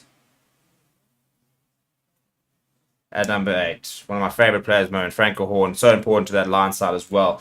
Right, so there we go. Sharks, a bit of a fight back. 26 points to 18. They've scored 2 tries with 13 points remaining. They trail by 8 points, so still a lot of work to do. But if they were to score next, could be squeaky bum time here for the Stormers. Cohen Bosch bring out that torpedo, launching it down the middle of the park. This time much better collected. I think it's because it's Clayton Blomeke. No, it's Monty Liebach. He goes to Faber Gomez, goes inside, pops it up to Hershey Yankees. Oh, he's lost it forward as he's trying to find the offload. The cat comes in, he's lost it forward. Oh, Hershey Yankees. And he pops up in the right positions all the time. Man. I think there's very few players I've actually watched who seem to be in the right place at the right time more than Hershey Yankees. He's always, that support line he's found all the time is so good. And as you can see, he's just trying to free his hands to get that ball back up to Monty Liebach, who would have run over. Would have been a brilliant, brilliant try. Hershey Yankees is getting better, by the way. I think we can all safely say that we're starting to see the Hershey Yankees we saw a couple of years ago. It's been very frustrating. It's been quite depressing to watch his downfall. But I think also maybe it was almost bound to happen. He just jumped up the rankings so quickly. He moved through the various divisions. I mean, from Varsity Shield, by the way, from Varsity Shield to Currie Cup to Super Rugby to Springboks to the World Cup squad. He went through so quickly that maybe it was almost inevitable there will be a slight drop off. But he is starting to play much better. Godwin is, and by the way, the only player still in the park. Whilst the only player hasn't been subbed that we can't expect to be subbed. Cameron Rice still on the bench. As Clayton Blomeke is underneath that one, looks to try and get them back on the front foot. There's a big thumping tackle on him. Hershey Yankees now going to Monty Liebach to Famer Gomezulu. Wrapping around is... Oh, the wrapping around was Famer Gomezulu, but it was Hartenberg. But the pass not going to hand to Ronald. And they try to take quickly the Sharks, but they're going to be brought back. Rohan was handed off by Dwayne Murin. It does happen, unfortunately. Happens to the best of us. Never forget when Evan Etzebeth ran over Bismarck Duplessis. But I still think that Ryan Jans-Frensburg can definitely do a job at international level. I agree too, saying I'd love to see the Lions back on day. They were so good to watch during the Super Rugby days, 2015-2017. Hope they beat the Bulls today. You and me both, my man. You and me both. Right, so it'll be a line-out cheer for the Sharks. I think they have it for the line-out. Jean-Louis Labaskakny down in receiving treatment. Doesn't look like he's too chuffed.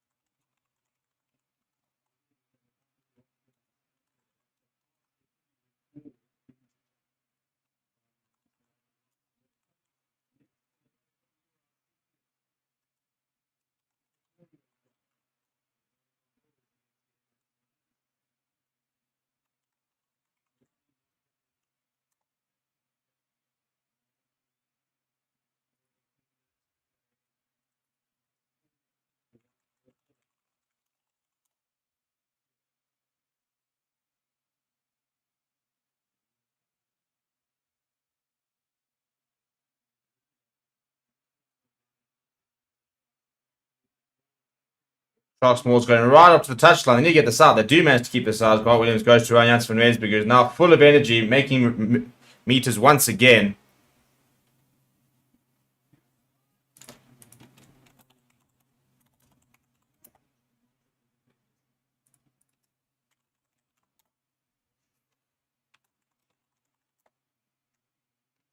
Blomeke's lifts that high in the air. Sibir Snatler is chasing hard.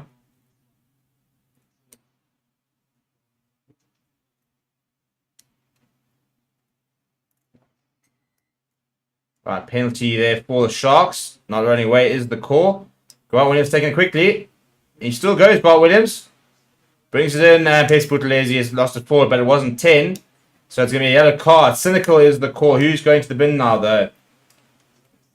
Sandy's going to the bin. Well, that's going to make things interesting. The tight head.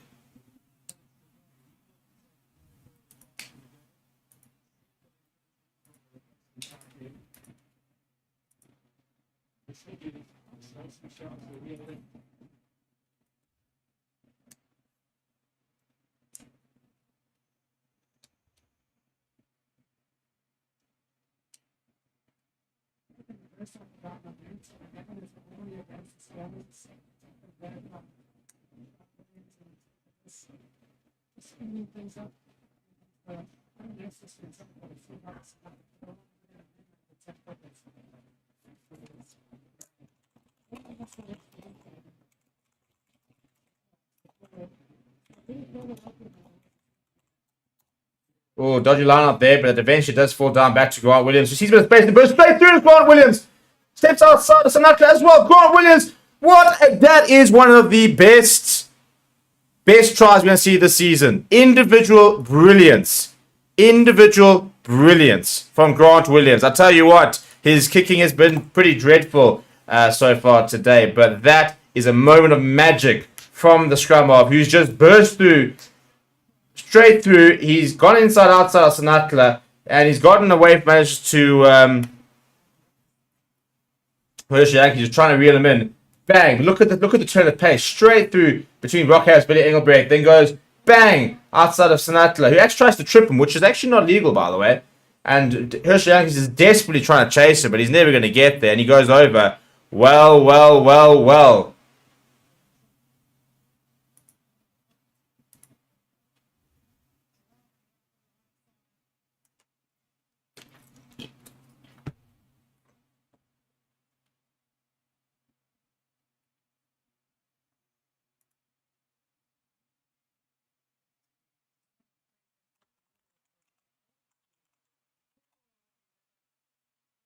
Bang. What a try. What a try.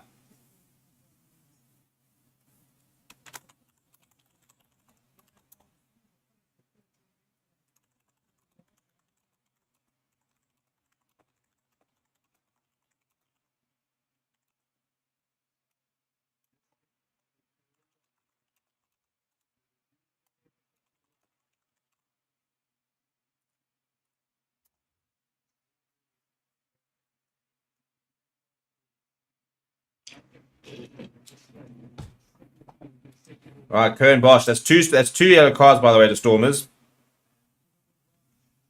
He's pulled it. That was an important kick. 26 points, 23. Do we yet have a twist in the table? The Sharks will get a bonus point, and that will be Grant Williams' final intervention.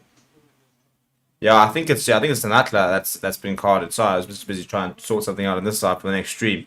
That would make sense if he has, because I said it looked like a tree.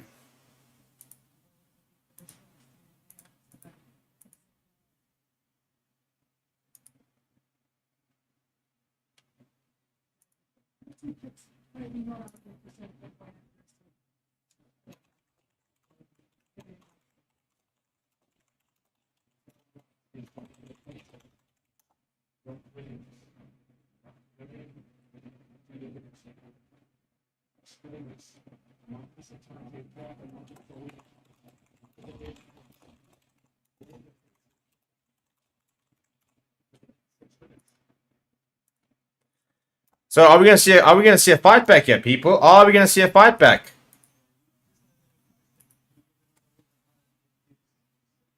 Six minutes to go, and tell you what, this is all of a sudden going to become quite interesting. Stormers, if they hit back, you'll think that that'll be enough.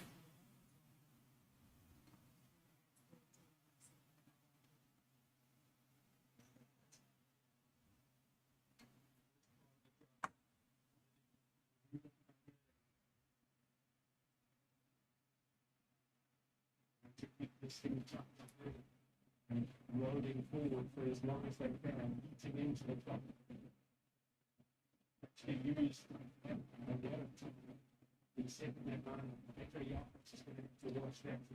It's more sort of breaking part that I think Milford here is going straight through. It will be a Stormers scrum. Yeah, I was about to say Shark scrum. You got that wrong there. That's very good work there from Emil van Heerden. Comes straight through the middle, then got his hands on that.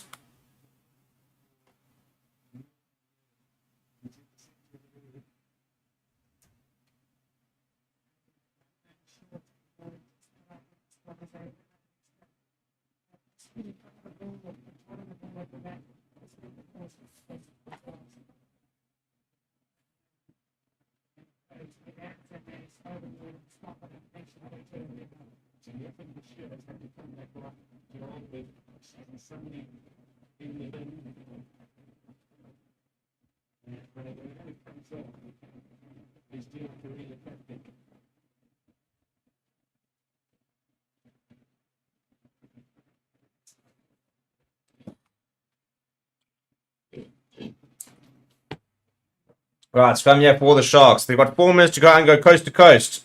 Quite literally, when you think they're from Durban and they go back to the coast. But it's amazing how the pack has made a difference. I mean, the replacements have made a difference. I just think they made them too late. I also think the Stormers have taken the foot off the gas. They've been a little bit poor in the second half. I think there's two tries they've butchered. And it's amazing how, for a team that couldn't do anything wrong, they make a couple of mistakes, and they've allowed the Sharks right back into the game as Kern Bosch just hammers this downfield, looking for field possession. But it was outside the 22. That's a big, big mistake.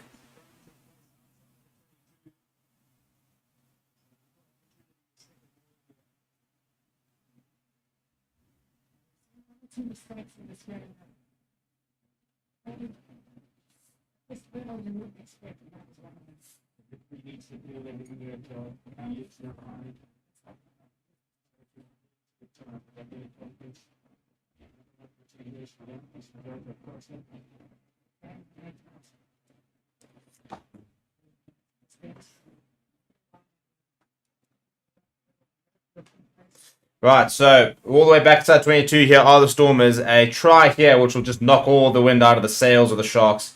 S-A-I-L, by the way, not S-A-L-E. Those are the ones in the UK. Pretty good rolling here from Jadon Kotze, who's controlling things in the back. A couple of players jumping in, but he's right up against touchline. He's going to have to try and work his way off. Jadon Kotze does spin around. He's got the support of Femi Gomazulia. And James Fair's taking a while to roll away there. Ernst Rain now pick up and drive.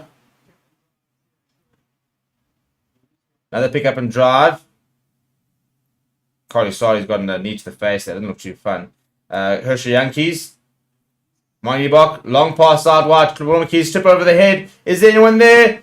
Oh, he's just butchered it. Suleiman Hartzenberg has butchered it. That's a third try that they've butchered. Do they just not want to win this game? They went from just dominating and almost wanting to score tries at will, and now they're like, you know what, actually don't need to score tries.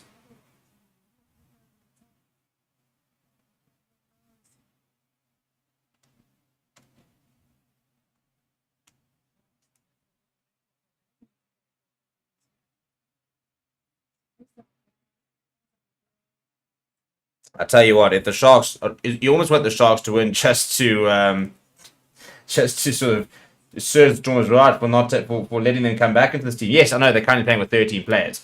That's going to make a big difference. Let's not make any small thing about it. However, 3 tries that they've butchered. I mean, now they've got a scrum. They've got basically nobody in the back line. But and 3 tries which they should have scored. I mean, you think about that one offload, maybe even more. You think about the offload back 10. Blomikis had 2 options. That long pass out to Ronald, which is ahead of him. You know, the Hershey Yankees losing the ball there. Now over here, you know, Suleiman Hartzenberg, he gathers that he's over. It's quite simple. It's not even a discussion. He gathers it and it's over.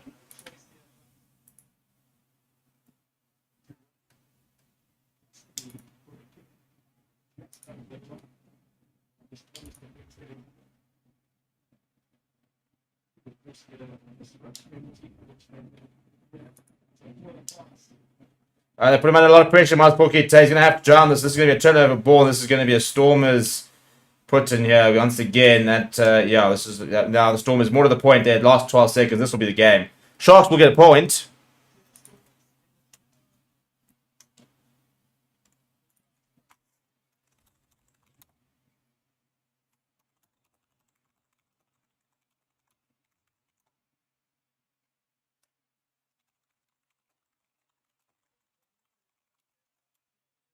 It's going to happen, but the hooter has sounded.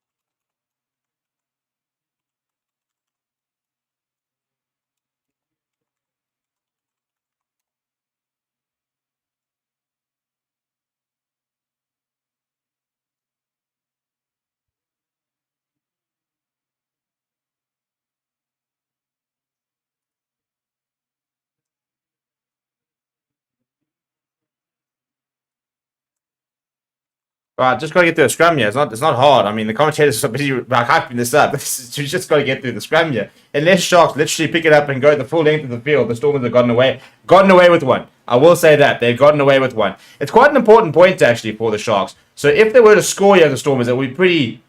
Cameron Wright, is he allowed to take that penalty? Now, what do they do here? Are they going to be brutal? Because it's a pretty important point for the Sharks. So the Stormers have got the option to go for another scrum. Earthford Remain's taking a scrum cap off. So I think as far as they're concerned that they're done. And you've got to be done. You know, you've got the bonus points here now. You've got 13 men. Why even begin to risk it?